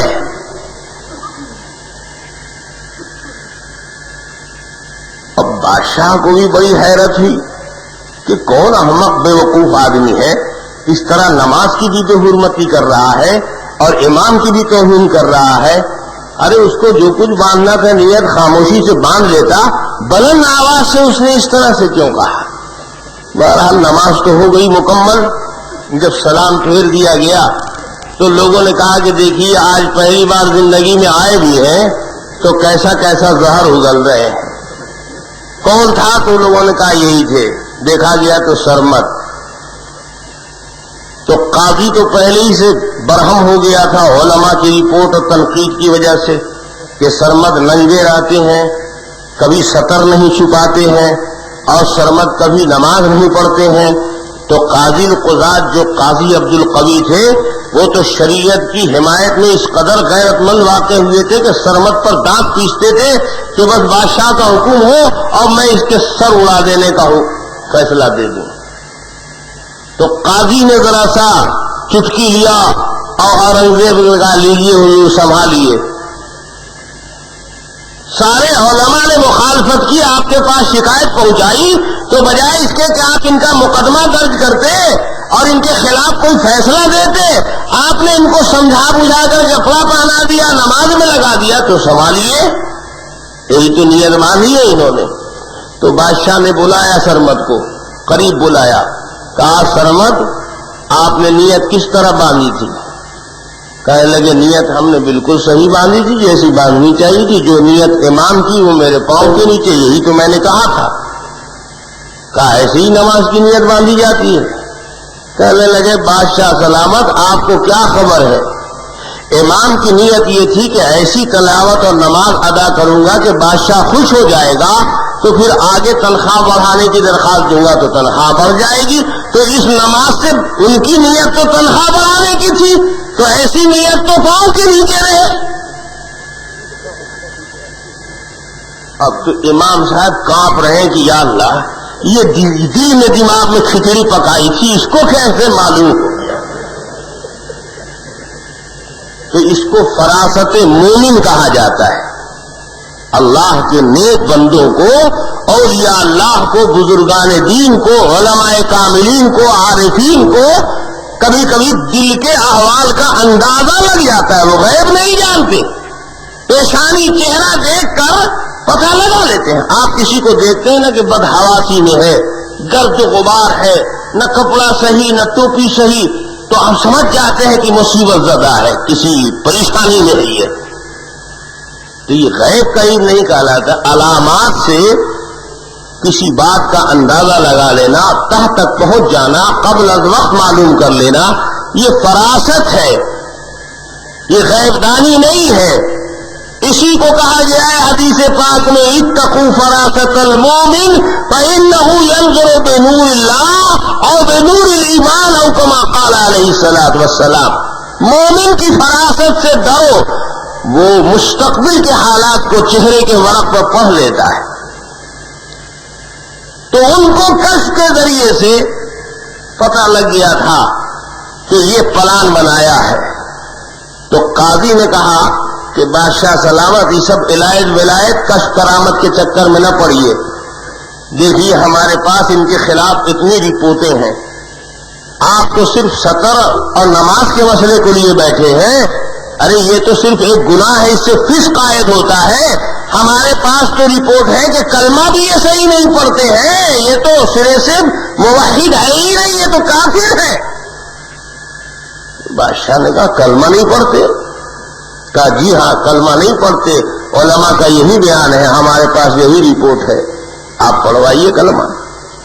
تو بادشاہ نے کہا کہ سرمد کلمہ پڑھیے. تو سرمد نے کہا لا الہ لا الہ. تو لا الہ کے معنی کوئی خدا نہیں, صرف انکار ہی انکار ہے. تو یہ تو صریح کفر ہے. جب تک الا اللہ نہیں بولے گا, جب تک وحدانیت کا اقرار ہوگا ہی نہیں. اب یہاں قاضی صاحب نے اپنا داؤ چلانا شروع کیا, اور آہستہ آہستہ اورنگزیب کو شریعت پر ٹائٹ کرنے لگے. کہا کہ حضور یہ صرف ننگے بے ستر نہیں رہتے تھے, یہ تو صاحب ایمان نہیں ہے, کفر بکتے ہیں یہ. آپ ان سے پوچھئے کہ ننگے کیوں رہتے تھے؟ تو بادشاہ نے ذرا بارود اور جلال بھری آواز میں پوچھا کہ آپ مسلمان ہیں, آپ نہیں جانتے کہ ستر چھپانا فرض ہے, آپ ننگے کیوں رہتے تھے؟ بادشاہ کو تو انہوں نے کچھ زیادہ نہیں کہا. بادشاہ نہیں چاہتا تھا کہ سرمد شریعت کی زد میں آوے, چاہتا تھا کسی طرح سے ان کو نکال دیا جائے. لیکن قاضی چاہتے تھے کہ ان پر جو حکم شرعی ہے وہ نافذ ہو جائے. تو قاضی کے تیور کو سرمد بھی جانتے تھے.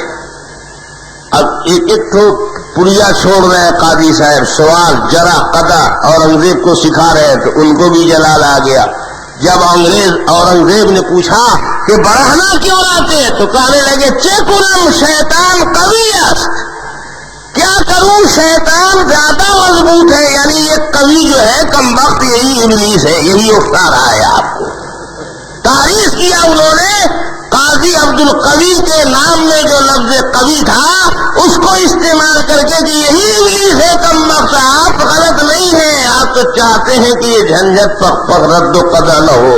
کہنے لگے چکنم شیطان قوی ہے، کیا کروں شیطان کا نام بھی قوی ہی ہے اور وہی غالب آ جاتا ہے، اس لیے میں ننگا ہو جاتا ہوں.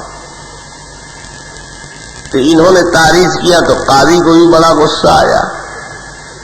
اس نے کہا حضور جب یہ کلمہ صحیح نہیں پڑھتے اور صرف نفی ہی نفی کرتے ہیں، اس بات کا اقرار نہیں کرتے، تو آپ ان سے پوچھئے کہ اللہ کو لفظ اللہ الا اللہ کیوں نہیں بولتے. اس کا منشا یہ تھا کہ یہ خود سے اورنگزیب کے سامنے الا اللہ کا انکار کر دیں. خواتین و حضرات، ایمان اور روح کی تازگی کے لیے ہمارے یہاں تشریف لائیے. ہمارا پتہ مینار الیکٹرانکس پاور ہاؤس کے سامنے، Kalyan road, Bhiwandi, Maharashtra, India. Mobile number 9823250416 9823250416. Proprietor Mohammad Yaqub Khan Azmi. کریں گے تو صریح کفر و ارتداد ہوگا اور اس کے بعد تعویل کی بھی کوئی گنجائش نہیں ہوگی. تو اورنگزیب نے کہا کہ آپ کلمہ صرف لا الہ کیوں پڑھتے ہیں، الا اللہ کیوں نہیں بولتے. تو سرمد نے کہا کہ بادشاہ سلامت، میں تو ابھی نفی کی منزل ہی طے نہیں کر پایا ہوں، تو اس بات کی طرف قدم بڑھاؤں کیسے. تو انہوں نے جواب تو بہت بلندی سے دیا، لیکن شریعت کا قانون تو اپنے پرائے کی تمیز نہیں کرتا ہے. یاد رکھو وہ شریعت نہیں ہے جو اپنے کو دیکھ کر موم ہو جائے اور غیر کو دیکھ کر سخت ہو جائے. فرعون بھی انا ربکم الاعلی بولے گا تو اس کی بھی گردن ماری جائے گی، اور منصور حلاج جیسا اپنا ولی بھی بولے گا تو اس کو بھی شریعت معاف نہیں کرے گی. شریعت کی تلوار میں کوئی اچک نہیں ہے. اللہ کا ولی آئے گا اور خدا کا دوست آئے گا اور وہ بھی شریعت کی زد میں پڑے گا تو اس کو بھی شریعت معاف نہیں کرے گی. خدائی قانون ہے نا. اپنے پرائے کی جب تمیز کرنے لگے تو وہ قانون سچا قانون نہیں رہے گا. دنیا اس پر تنقید کرنا شروع کر دے گی. تو رشوت خور شریعت ہے، اپنے کو دیکھ کر موم ہو جاتی ہے اور غیر کو دیکھ کر سخت ہو جاتی ہے. اس لیے انا ربکم الاعلی فرعون نے کہا تو شریعت نے اس کو بھی تحس نحس کر دیا، برباد کر دیا، اس کو بھی جہنم رسید کر دیا. اور منصور حلاج نے عن الحق کہا تو شریعت نے اسے بھی نہیں معاف کیا، ان کی بھی گردن مار دیا. اب قاضی عبد القوی نے کہا حضور جو شریعت میں مرتد کی سزا ہے، کافر کی سزا ہے، وہ ان پر جاری کی جائے گی اور اب ان کے قول میں اور فعل میں کوئی گنجائش نہیں ہے کہ ان کو معافی دی جائے. 3 دن تک آپ ان کو جو سمجھانا ہے سمجھا لیجئے، اور تیسرے دن تک انہوں نے اگر اپنی اصلاح نہیں کی اور اسی حال پر قائم رہے تو اسی جامع مسجد کے سامنے شاہراہ پر ان کی گردن ماری جائے گی حکم شریعت کے مطابق. ان کو جلال آیا تو ادھر ان کو بھی جلال آیا. جو شاہی دیا ہوا لباس تھا اس کو بھی چتھڑی کر کے پھینک دیا، اور پھر پہلے ہاتھ پر ویسے ہی ننگ دھڑک. 1 دن گزرا، 2 دن گزرا، تیسرا دن گزر گیا تو چوتھے دن بادشاہ اورنگزیب عالمگیر، قاضی عبد القوی اور جلاد آیا اور مجمع عام کے سامنے اسی جامع مسجد کے سامنے والی سڑک کے اوپر بحکم شریعت ان کی گردن ماری گئی۔ تاریخ بتاتی ہے، ان کے سوانح نگار لکھتے ہیں کہ سر کا بدن سے جدا ہونا تھا کہ سارے کے سارے لوگ اس منظر کو دیکھ کر تھر تھر کانپنے لگے۔ جلاد نے تلوار ماری اور سرمد کا سر کئی ہاتھ باہر پھینکانا اور کٹے ہوئے دھڑ نے دوڑ کر دونوں ہاتھوں سے اس سر کو اپنے ہاتھ میں لے لیا اور ہاتھ میں لے کر جامع مسجد کے زینے پر چڑھنا شروع کر دیا۔ اورنگزیب کی حیرت زدہ ہے اور قاضی عبد القوی تو بدحواس ہے اور مجمع بفرا ہوا ہے کہ اس قاضی نے ایک ولی کو قتل کرا دیا، اس کو تو جانے نہیں دیں گے یہاں۔ اور اورنگزیب الگ کانپ رہے ہیں کہ یا اللہ یہ کیا ہو گیا۔ گردن مار دینے کے بعد تھوڑی ہی دھڑ زندہ رہتا ہے، آج زندہ بھی رہے گا تو اپنی جگہ پر رہے گا، دوڑے گا تھوڑی۔ یہ تو عجیب تماشا ہو گیا۔ ہاتھ میں سر لے کر اب مسجد کے، آپ تو جامع مسجد دیکھے ہوں گے نا، سڑک کے لیبل ہی میں نہ ہے اس کی سطح، ہم بہت سے لوگ ایسے ہی سر ہلا رہے ہیں۔ قد آدم اونچائی ہے سڑک سے، آج بھی سطح مسجد کے فرش کی پور سے بھر سے کم نہیں ہے، اور کئی زینے چڑھنے کے بعد تب کہیں آدمی فرش پر آئے گا۔ تو سوانح نگار لکھتے ہیں کہ پہلے زینے پر، دوسرے زینے پر چڑھ گئے، حتیٰ کہ تیسرے زینے پر قدم رکھا۔ اب سارا مجمع، بادشاہ، قاضی، علماء، سب کی آنکھیں پھٹی ہوئی ہیں کہ یا اللہ یہ کیا انہونی ہو گیا۔ واقعی یہ پہنچے ہوئے ولی تھے اور ان کی بے حرمتی کی گئی، ان کی کرامت ظاہر ہو گئی شہادت کے بعد۔ ان کے پیر تھے ہرے بھرے شاہ، دیکھا ہوگا نا جامع مسجد کے سامنے چھوٹی سی جو اور مسجد ہے، اب اسی میں مولانا آزاد کی قبر تو میدان میں ہے، یہاں مولانا شوکت علی کا مزار ہے، اور اسی احاطے میں ہرے بھرے شاہ بھی مدفون۔ یہ سرمد شہید کے پیر تھے۔ پیر جو تھے وہ مجذوب نہیں تھے، ہوش حواس میں رہتے تھے، اور یہ سالکین میں سے تھے۔ جب انہوں نے دیکھا کہ اتنا عجیب و غریب حادثہ ہو گیا اور سرمد کی کرامت شہادت کے بعد بھی ظاہر ہو گئی، اب اس سے ایک فتنہ پیدا ہو جائے گا۔ ایک طرف بادشاہ، قاضی، علماء، دوسری طرف جاہل عوام۔ عوام تو بخشنے کی نہیں ہے، یہ تو اولیاء اللہ کے مجنون شہدائی ہیں، ایک دم دیوانے ہیں۔ تو یہ کرامت دیکھ کر ان کو تو یقین ہو جائے گا کہ سرمد ہی صحیح راستے پر تھے اور بے حرمتی ہوئی ہے، غلطی ہوئی ہے تو بادشاہ کی طرف سے ہوئی ہے۔ وہ بھی اس مجمع کے کنارے کہیں سائیڈ میں تھے۔ جب انہوں نے دیکھا کہ اورنگزیب عالمگیر بھی پریشان ہے، قاضی بھی پریشان، لوگ بھی حیران، اور سرمد اپنا کٹا ہوا سر لے کر تیسرے زینے پر چڑھ گئے، تو انہوں نے دور سے آواز دیا، سرمد کہاں جا رہے ہو؟ تیسرے زینے پر تھم گئے، کھڑے ہو گئے، کٹا ہوا سر ہاتھ میں ہے اور سرمد وہیں کھڑے ہیں۔ جب پیر نے کہا کہاں جا رہے ہو، تو سرمد کے کٹے ہوئے سر سے آواز آتی ہے کہ بارگاہ رسول میں اپنا مقدمہ لے کر جا رہا ہوں۔ اے اللہ کے حبیب، آپ کے ایک عاشق اور دیوانے کو تخت و تاج کے اور حکومت کے نشے میں آ کر ایک بادشاہ وقت نے قتل کر دیا ہے، انصاف چاہیے۔ جب سرمد کی زبان سے یہ کلمات ادا ہوئے، یہ آواز آئی، تو ہرے بھرے شاہ نے کہا، سرمد تم جہاں جا رہے ہو میں وہیں سے آ رہا ہوں۔ تم بارگاہ رسالت میں اپنا مقدمہ لے کر جا رہے ہو، میں رسول اللہ کی مجلس سے آ رہا ہوں۔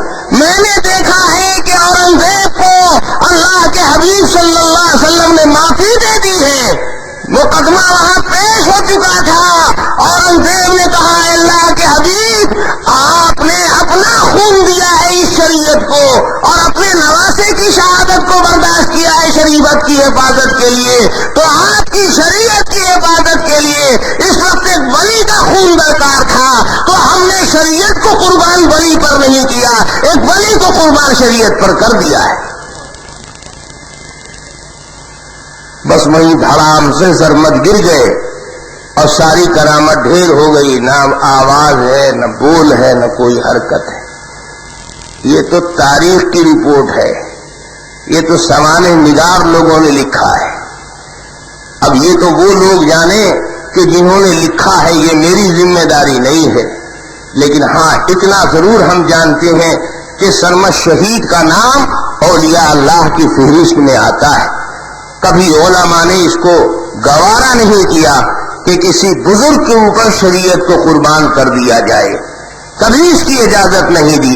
ہر دور میں شریعت کو اولیت اور ترجیح حاصل ہے، اس لیے کہ ولی بنانے کی مشین کون ہے، کون سی فیکٹری ہے؟ اتباع شریعت سے ولایت ملتی ہے، شریعت باقی رہے گی، محفوظ رہے گی تو اولیاء پیدا ہوتے رہیں گے۔ اگر ایک پانچ پرزے پر پورے کارخانے کو قربان کر دیا جائے تو پھر پانچ پرزہ بھی تیار نہیں ہوگا، کارخانہ بھی ختم ہو جائے گا۔ تو سرمد مجذوب تھے، شریعت سے ان کا عمل ٹکرا رہا تھا، ان کی ولایت اپنی جگہ پر، ان کی اپنی پیش کی ہوئی تعویل اپنی جگہ پر۔ ہمارا موقف یہ ہے، ہم علماء دیوبند ایسے موقع پر جہاں کسی بزرگ کا عمل شریعت کے خلاف ہوتا ہے تو ہم اعتدال میں رہتے ہیں، اور دونوں طرف بے اعتدالی ہے۔ جو لوگ ہر وقت قرآن سنت حدیث قرآن، وہ تو حدیث قرآن کے جنون میں ہے، وہ ایسے اولیاء اللہ پر تنقیدیں کرتے ہیں، بے حرمتی کرتے ہیں اور ان کو مطعون کرتے ہیں، ان کی تکفیر کرتے ہیں۔ اور دوسری طرف ایک سرحد پر اور سپاہی لوگ ہیں، ایک سرحد پر ادھر ننگی تلوار لیے ہوئے ہیں تو دوسری سرحد پر ہے سب گپ گپ چلے آؤ، جس کو آنا ہے گھسو، پیسہ کماتے جاؤ، آتے جاؤ۔ تو وہ کیا کرتے ہیں، وہ ایسے بزرگ ہی کو اصل مان لیتے ہیں، احادیث قرآن کو چھوڑ دیتے ہیں، کہتے اتنے بڑے ولی نے کیا تو کیوں نہیں ہوگا جائز؟ بالکل جائز ہے، جبھی تو کیا، یہ تو ہوتا آ رہا ہے، بڑے بڑے اولیاء اللہ سے ثابت ہے۔ ہم کہتے ہیں کہ قرآن اور سنت کی اہمیت اپنی جگہ رہے گی، یہی اصل ہے، یہ باپ کے درجے میں ہے، یہی کارخانہ ہے، اور ولی تو اس کارخانے کا ایک پرزہ ہے، یہ تو اس کی پیدا کردہ اولاد ہے۔ اس کے عمل پر، اس کے قول پر شریعت کو ہاتھ سے نہیں چھوڑیں گے۔ ہاں ان کی ولایت اور ان کی بزرگی کے احترام میں ہم اتنا ضرور کریں گے کہ اپنی زبان ان کی توہین سے گندی نہیں کریں گے، کیونکہ ہم محاسبہ کرنے والے نہیں ہیں، جنت دوزخ کے مالک ہم نہیں ہیں، ہم ان کے رب نہیں ہیں، ان کا معاملہ اللہ جانے وہ جانے۔ اللہ تعالیٰ اگر ان کا عذر قبول کر لے گا، ہم کون ہیں خدا کا ہاتھ پکڑنے والے؟ اور خدا اگر ان کا عذر قبول نہیں کرے گا، سزا ہی دے گا، تو ہم کون ہیں معافی دلانے والے؟ ہم ان کا معاملہ اللہ کے حوالے کرتے ہیں، اپنی زبان پر سکوت طاری رکھیں گے، نہ ہم ان سے بدعقیدہ ہوں گے اور نہ ان کی عقیدت میں ہم حدیث و قرآن کو چھوڑ دیں گے۔ بات سمجھ میں آتی نہیں آتی ہے؟ یہ خطائے بزرگا گرفتن خطاس کا مطلب ہوا۔ ایک جملے کو سمجھانے میں تو ہم کو اتنا دلی تک گھومنا پڑا، اب سوچئے ایسے دو چار جملے جو رائج ہو گئے ہیں، جیسے بڑے بڑے اولیاء کاملین نے بزرگان دین لکھا، پیر سے پردہ نہیں ہے، پیر سے کوئی پردہ نہیں۔ بالکل صحیح بات لکھا ہوں، پیر سے کیا پردہ ہے؟ تو جو لوگ اس سرحد پر تھے، حدیث قرآن کی تلوار لیے ہوئے پہنچ گئے، کہا یہ تو بہت بڑا شیطان معلوم ہوتا ہے، یہ سب کو بے پردہ کر دیا اس نے، پیر سے کوئی پردہ ہی نہیں ہے۔ جب نبی سے پردہ تھا، صحابہ سے پردہ تھا، تو ولی سے پردہ نہیں رہے گا، ولی سے بھی پردہ، جھوٹ بولتا ہے۔ اور دوسری طرف لوگ عورت ماں بہن سب لا کے پیر کے حوالے کر دیے کہ جب پیر سے کوئی پردہ نہیں ہے تو خوب پاؤں دبوائیے اور لے کے بھی دل چاہے تو چلے جائیے، ولایت پہ کوئی فرق نہیں آتا ہے۔ ہم کہتے ہیں کہ انہوں نے جو بات کہی ہے وہ صحیح ہے اور آپ کو مطلب سمجھنے میں دھوکہ لگا ہے۔ کلمہ بالکل حق ہے لیکن معنی اس میں آپ نے اپنا ڈال دیا ہے۔ یہ بات غلط نہیں کہی ہے، کہنے والے جاہل لوگ نہیں تھے، حدیث و قرآن سے ناواقف نہیں تھے، لیکن انہوں نے ضابطہ یہ بنایا پیر سے کوئی پردہ نہیں ہے۔ یہ جملہ صحیح ہے، غلط جملہ نہیں ہے۔ ان کے کہنے کا منشا یہ ہے کہ پیر جو ہوتا ہے روحانی ڈاکٹر ہوتا ہے۔ اب ڈاکٹر کے پاس تم جاؤ گے علاج کرانے کے لیے، اپنا مرض کھول کر بیان ہی نہیں کرو گے، یہ تو کہو گے نہیں کہ سردی کا موسم تھا، کھانسی تھی، ہم نے دہی کھا لیا تھا، بس خالی یہی کہو گے ڈاکٹر صاحب کھانسی ہو گئی ہے، تو ڈاکٹر صاحب نے کھانسی کی گولی دے دی، آپ نے گولی بھی لے لیا اور 1 کلو دہی بھی گھونٹ لیا، تو اس سے تو آپ کو فائدہ ہونے کا نہیں۔ آپ بد پرہیزی کرتے ہیں وہ بھی ڈاکٹر کو بتا دیجئے، مرض کیسے پیدا ہوا وہ بھی بتا دیجئے، اس کے ساتھ ساتھ اور کون کون سا روگ، کون کون سی بیماریاں آپ کے اندر چھپائیے، کچھ نہیں، سارے عیب اپنے ساری بیماری اس کے سامنے رکھ دیجئے تاکہ وہ صحیح دوا تجویز کر سکے، تب آپ کو فائدہ ہوگا ڈاکٹر سے۔ جس کو آپ نے پیر بنایا، اپنا روحانی معالج بنایا، اس کے سامنے اپنی تمام بد اخلاقیاں اور تمام روحانی بیماریوں کو کھولئے، پردہ مت رکھیے، پیر سے کوئی پردہ نہیں ہے، اس سے کہیے کہ ہماری نظر میں یہ مرض ہے، ہمارے قلب میں کبر ہے، ہم دوسرے کو اچھی حالت میں دیکھتے ہیں تو جلتے ہیں، ہمارے اندر یہ بیماری ہے، تو سب کھول کر رکھ دیجیے، پیر سے کوئی پردہ۔ تو بولیے ٹھیک کہا تھا کہ غلط کہا تھا انہوں نے؟ تو الفاظ تو لے لیا صحیح، اب معنی اس میں ڈال دیا کہ عورت سے بھی پردہ نہیں ہے، تو یہ معنی اس میں جو آپ نے ڈالا ہے یہ معنی غلط ہے، یہ جملہ غلط نہیں ہے۔ تو ہم لوگ جملے کا انکار نہیں کرتے، ہم اولیاء کاملین کے اقوال کا انکار نہیں کرتے، ہم شریعت کے رموز آشنا علماء کی تحریروں کا انکار نہیں کرتے، ہم اس کا جو صحیح معنی ہونا چاہیے اس میں تجویز دیتے ہیں شریعت میں، ان کے کلام میں جہاں تک امکان ہے وہاں تک ان کی بات کو ہم بناتے ہیں، اس میں اپنا معنی نہیں گزرتے، ہم انہیں سے پوچھتے ہیں کہ آپ نے یہ لفظ کہا تو آخر اس کا معنی کیا ہے، تو وہ معنی بتاتے ہیں، تو ہم دیکھتے ہیں کہ شریعت سے میل کھانے والا معنی ہے، اس کو ہم قبول کرتے ہیں۔ ہمارے دل میں سلامت روی ہے، ہمارے ذہن میں سلامت روی ہے، ایسا نہیں کہ الفاظ ہم کسی سے لیں اور معنی کسی سے لیں، جملے کہیں سے لیں اور معنی کہیں سے اس میں ڈال دیں، یہ طریقہ باطل فرقے کا ہوتا ہے، اور یہی پوری تاریخ باطل کی پوری تاریخ یہی ہے۔ اس سے ایک جگہ پر ایک صاحب نے کہا کہ آپ لوگ تو رسول اللہ صلی اللہ علیہ وسلم کو مختار کل نہیں مانتے، تو بڑا غصہ مجھ کو آیا، میں نے کہا کہ قادری صاحب آپ سے بڑا جاہل تو مجھ کو آج تک ملا ہی نہیں تھا، انٹرنیشنل پادری معلوم ہوتے ہیں آپ، ہم علماء دیوبند رسول پاک کو مختار کل مانتے ہیں۔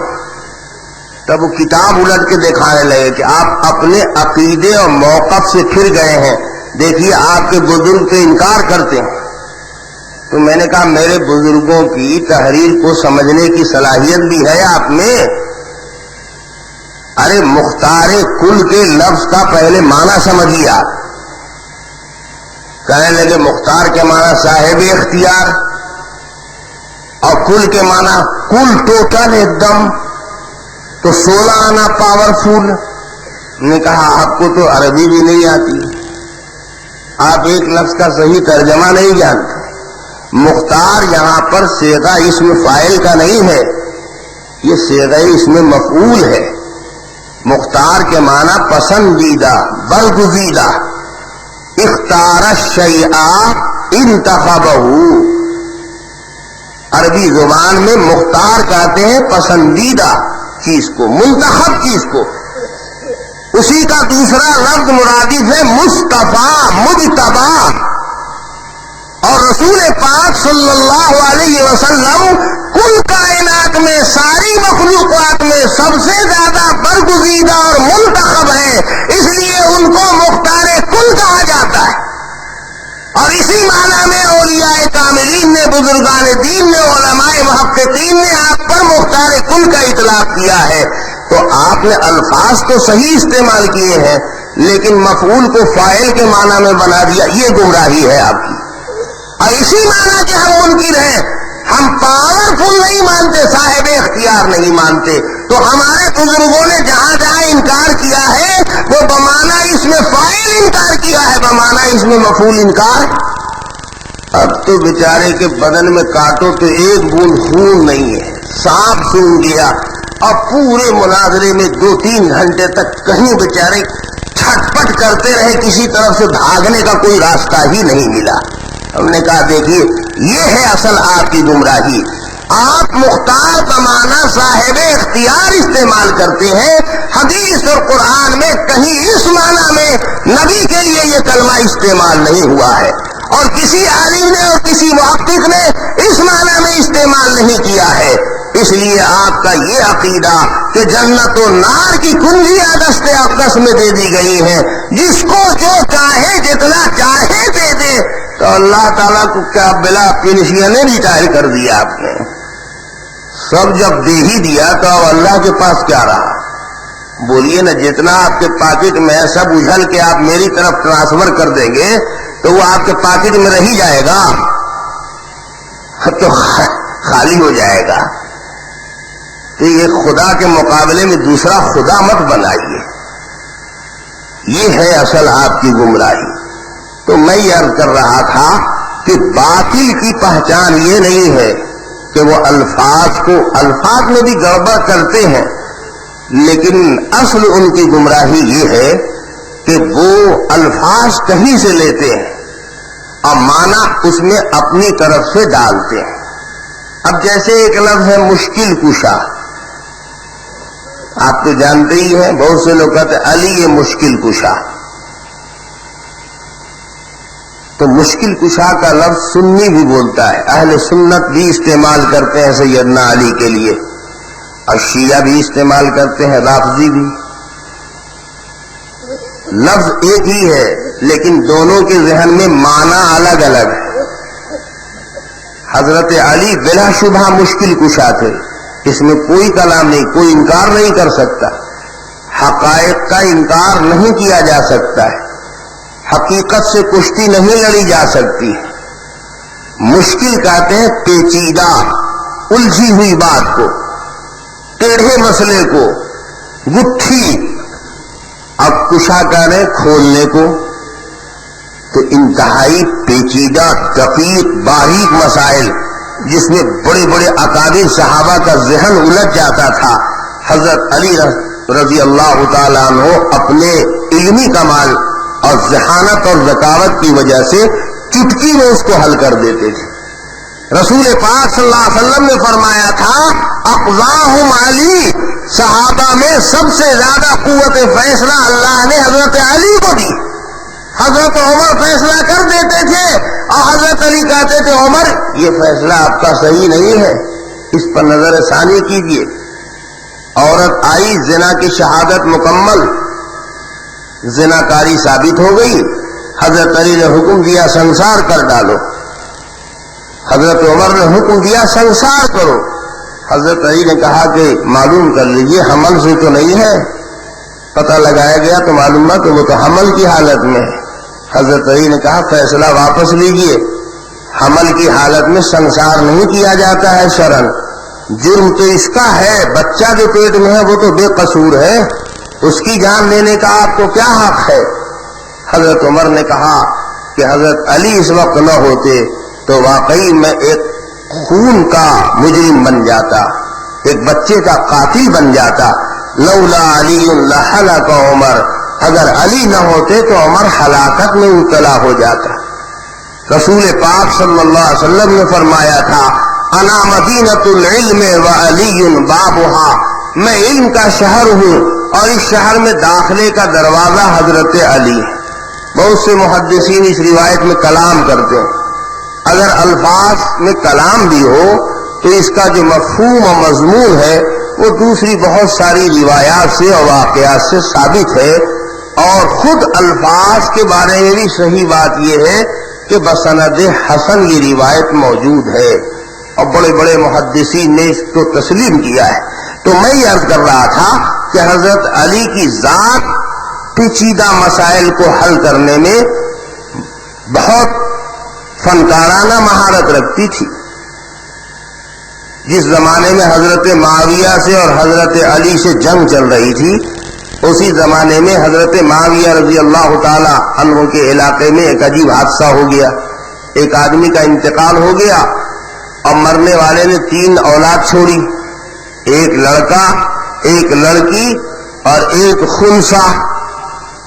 تو مسئلہ آیا کہ لڑکی کو 1 حصہ اور لڑکے کو 2 حصہ. اور یہ جو لڑکا لڑکی دونوں ہے اس کو کیا ملے گا؟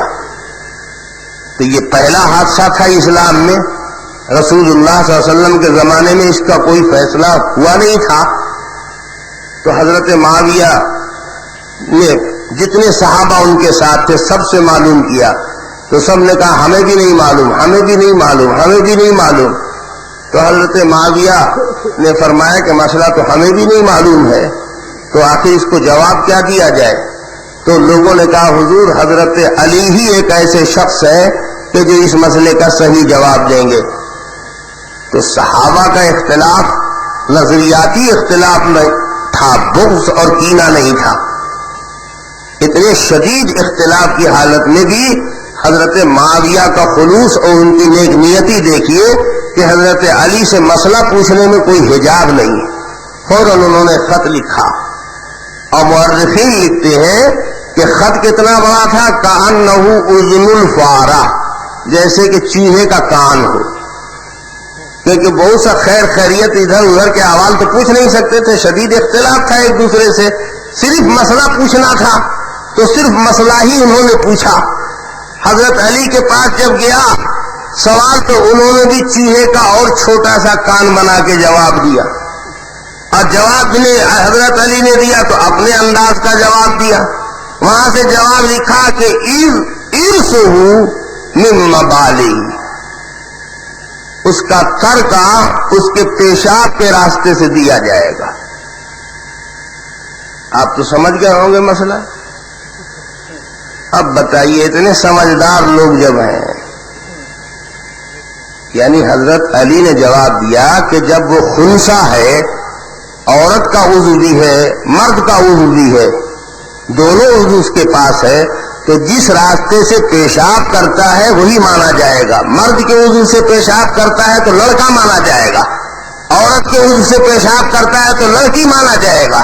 تو اس لیے جواب میں دیا کہ ارثہ من مبالی، اس کو ترکہ اس کے پیشاب کے راستے سے ملے گا.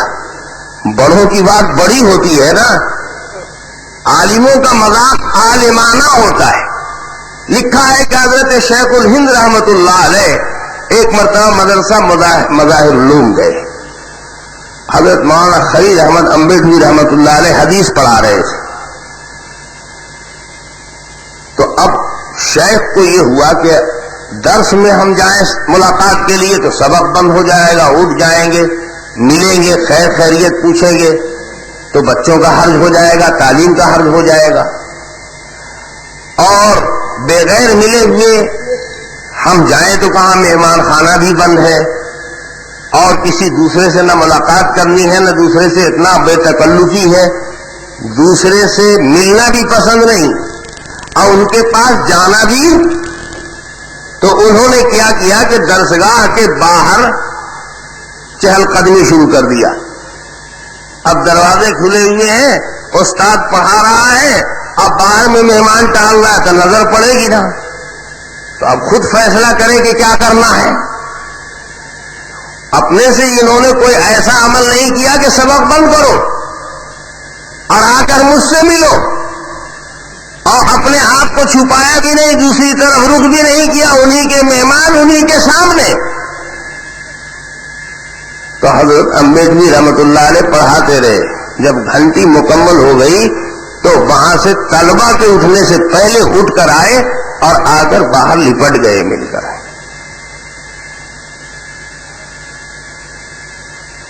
تو حضرت شیخ الہند نے مذاقاً کہا کہ اتنی دیر سے میں سامنے تمہارے کھڑا ہوا تھا اور چہل قدمی کر رہا تھا، تم دیکھ رہے تھے لیکن چپکی سادھے رہے.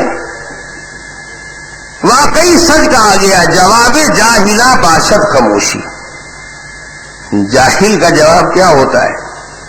وہ خاموش رہے گا، جواب دے نہیں پائے گا، چپ ہو جائے گا. اب دیکھو اس جملے کا معنی انہوں نے کیسے پھیر دیا. جواب جاہلہ باشد خاموشی. جاہل جواب نہیں دیتا ہے اور سلنڈر ہو جاتا ہے تو اس وقت کیا کرتا ہے؟ چپکی سادھ لیتا ہے. تو شیخ نے اس جملے کے معنی ایسے کر لیے. تو حضرت دوسرے شیخ نے کہا کہ حضور صحیح کہا گیا ہے، جواب جاہلہ باشد خاموشی. جاہلوں کو چپ ہی رہ کر جواب دینا چاہیے. تو انہوں نے بھی ان کو جاہل کہا، انہوں نے بھی ان کو جاہل کہا، لیکن ایک ہی جملے سے دونوں معنی نکال لیا. کسی نے نہیں سمجھا طالب علموں نے کہ کیا ان دونوں میں مذاق ہوا. بڑوں کا مذاق بڑا نہ ہوتا، عالموں کا مذاق عالمانہ ہوتا ہے. ہم سے ایک شافعی صاحب سے گفتگو ہونے لگی تو ہم نے پڑھا تھا کیونکہ کتاب میں. کہنے لگے آپ کے امام ابو حنیفہ رحمۃ اللہ علیہ کا انتقال کب ہوا تھا؟ تو ہم نے کہا کہ 150 ہجری میں انتقال ہوا تھا. کہنے لگے دیکھیے ہمارے امام شافعی رحمۃ اللہ علیہ 150 ہجری میں پیدا ہوئے تھے، آپ کے امام میں دم نہیں تھا. میرا امام آیا دنیا میں اور آپ کے امام کا انتقال ہو گیا. میرے امام کے سامنے آپ کا امام ٹک نہیں پایا. امام شافعی دنیا میں آئے اور امام ابو حنیفہ کا انتقال ہو گیا. تو ہم لوگ بھی کچھ پڑھتے پڑھاتے ہیں نا. ہم نے پڑھ رکھا تھا کہ امام شافعی رحمت اللہ علیہ اپنی والدہ کے پیٹ میں 2.5 سال تک رہے تھے. 2 سال میں پیدائش، 9 مہینے میں پیدائش نہیں تھی، 2 سال میں 2 سال حمل میں رہے. اور مسئلہ ہے کہ بچہ ماں کے پیٹ میں زیادہ سے زیادہ 2 سال تک رہ سکتا ہے اور کم سے کم 6 مہینے تک. 7ویں مہینے میں جو بچہ پیدا ہو جاتا ہے اس کو ستواسو بولتے ہیں لوگ. تو کم سے کم مدت حمل 6 مہینے اور زیادہ سے زیادہ 2 سال. تو ہم نے بھی ان کو پڑھ رکھا تھا تو معلوم تو ہم کو بھی تھا. تو ہم نے بھی کہا کہ ارے دیکھا میرے امام کے ڈر سے باہر نہیں آئے. دم ہوتا تو اپنے ٹائم سے چلے آتے تو ہم جانتے. جب تک ہمارے امام رہے تمہارے امام آ نہ سکے دنیا میں، 9 ہی مہینے پر آ جاتے تو ہم سمجھتے زیادہ کیوں رکے رہے، خطرہ تھا امام ابو حنیفہ آیا.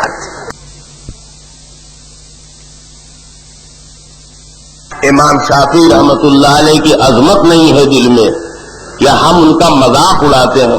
یہ تو آپس میں جب عالم بیٹھتے ہیں تو عالمانہ مذاق ہوتا ہے. آپ لوگ بھی مذاق سیکھتے ہیں نا. بزرگوں نے لکھا ہے کہ مذاق کرنا سنت بھی ہے اور مذاق خلاف سنت بھی ہے. اگر تہذیب کے دائرے میں اور معیار کے مطابق ہے تو ایسا مذاق سنت ہے. ایک بڑھیا آئی رسول پاک صلی اللہ علیہ وسلم کی خدمت میں، کہنے لگی یا رسول اللہ میں جنت میں جاؤں گی کہ نہیں؟ حضور نے فرمایا کہ تو کیا، کوئی بڑھیا جنت میں نہیں جائے گی. اب وہ بیچاری بہت چکر میں پڑ گئی کہ یا اللہ میں تو اپنے بارے میں پوچھ رہی تھی، ساری بڑھیا کو نکال دیا جنت سے رسول اللہ. بہت شرمندہ، بہت نادم ہوئی. اس کے بعد رسول پاک صلی اللہ علیہ وسلم مسکرا کر فرمایا میرے کہنے کا مطلب سمجھ گئی؟ کہنے لگی نہیں یا رسول اللہ آپ نے تو ساری بڑھیا کو جنت سے محروم کر دیا. حضور نے فرمایا کہ جتنی عورتیں جنت میں جائیں گی سب جوان ہو کر جائیں گی، بڑھیا کوئی نہیں جائے گی. آپ خوش ہو گئی. تو اس طریقے کا مذاق علماء میں، اہل علم میں چلتا رہتا ہے. ایک دوسرے کی قدر اور ایک دوسرے کی اہمیت کا احساس کرتے ہوئے. تو سیدنا علی رضی اللہ تعالیٰ عنہ کے بارے میں مشہور تھا، جب ان کا انتقال ہو گیا اور پیچیدہ مسائل نئے نئے سامنے آتے تھے اور صحابہ کا ذہن الجھ جاتا تھا، تو لوگ کہتے تھے قضیۃ ولا ابا حسن اللہ، ٹیڑھے مسائل تو ہیں موجود، لیکن افسوس کہ ابو الحسن جو ایسی گتھیوں کو چٹکیوں میں حل کر دیتے تھے وہ اب موجود نہیں ہیں۔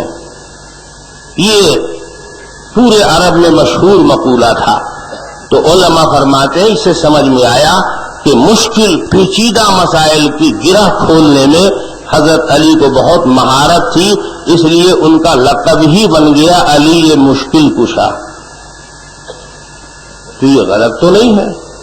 تو یار لوگوں نے لے لیا جملہ تو علماء کی زبان سے، اور اب اس میں دیکھیے مسئلے مسائل کو ہٹا دیا وہاں سے۔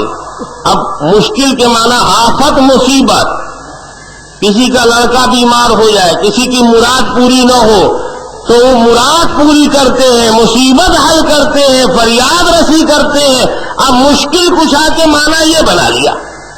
تو رافضی بولتا ہے حضرت علی کو مشکل کشا، تو اس کے معنی ہوتے ہیں فریاد رس، مصیبتوں کو ٹالنے والے، اللہ کے فیصلے سے لڑنے والے، حکم خداوندی کو پھیرنے والے۔ اور جب اہل سنت بولتے ہیں تو یہ معنی ہوتا ہے۔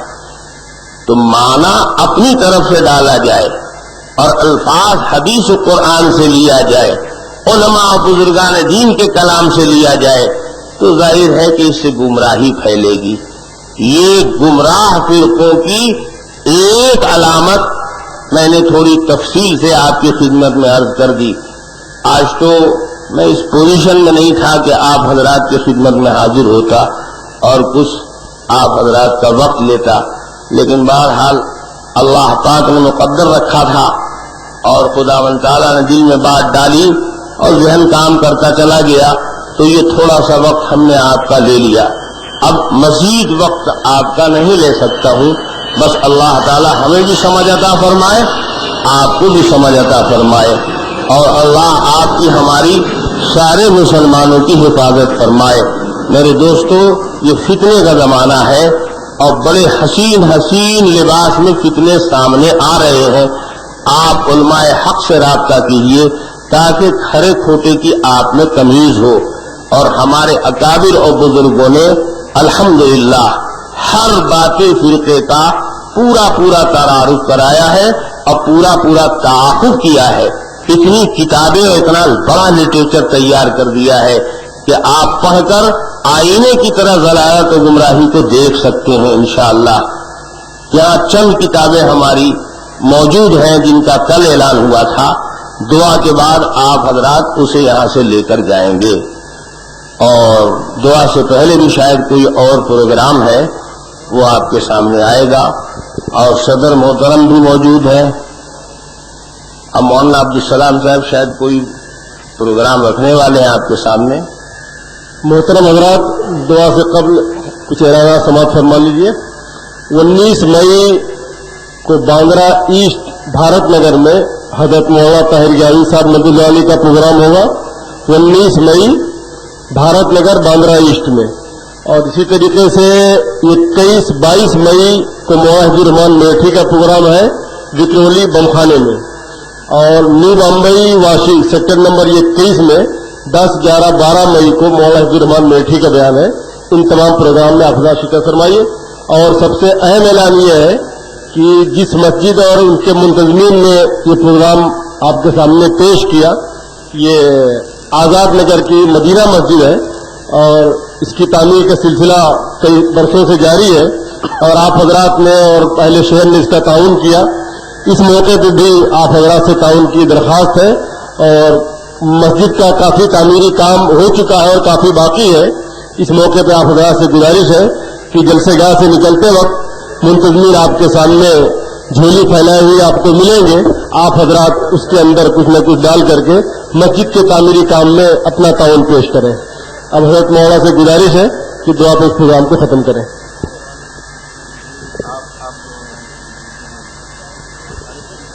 کسی صاحب حال بتا کر کے مولانا صادق علی صاحب امام مسجد مدینہ سے حاصل کر لیں گے.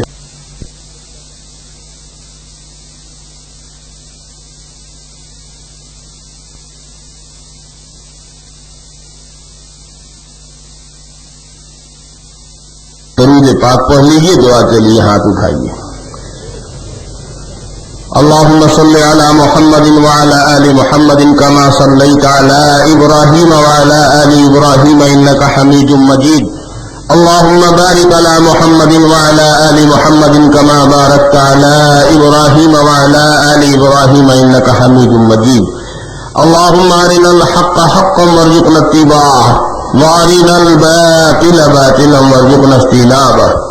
اللهم اكفنا بحلالك عن حرامك واغننا بفضلك عمن سواك. اللهم إني أعوذ بك من جهد البلاء وسوء القضاء ودرك الشقاء وشماتة الأعداء. ربنا لا تزغ قلوبنا بعد إذ هديتنا وهب لنا من لدنك رحمة إنك أنت الوهاب. ربنا افرغ علينا صبرا وثبت أقدامنا وانصرنا على القوم الكافرين. اللهم إنا نسألك رضاك والجنة ونعوذ بك من سخطك والنار.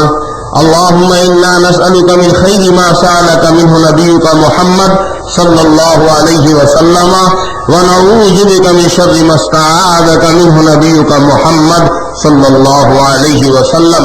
ربنا آتنا في الدنيا حسنة وفي الآخرة حسنة وقنا عذاب النار. ربنا ظلمنا أنفسنا وإن لم تغفر لنا وترحمنا لنكونن من الخاسرين. وصلى الله تعالى على خير خلقه محمد وآله وصحبه وأهل بيته وأزواجه وذرياته أجمعين برحمتك يا أرحم الراحمين.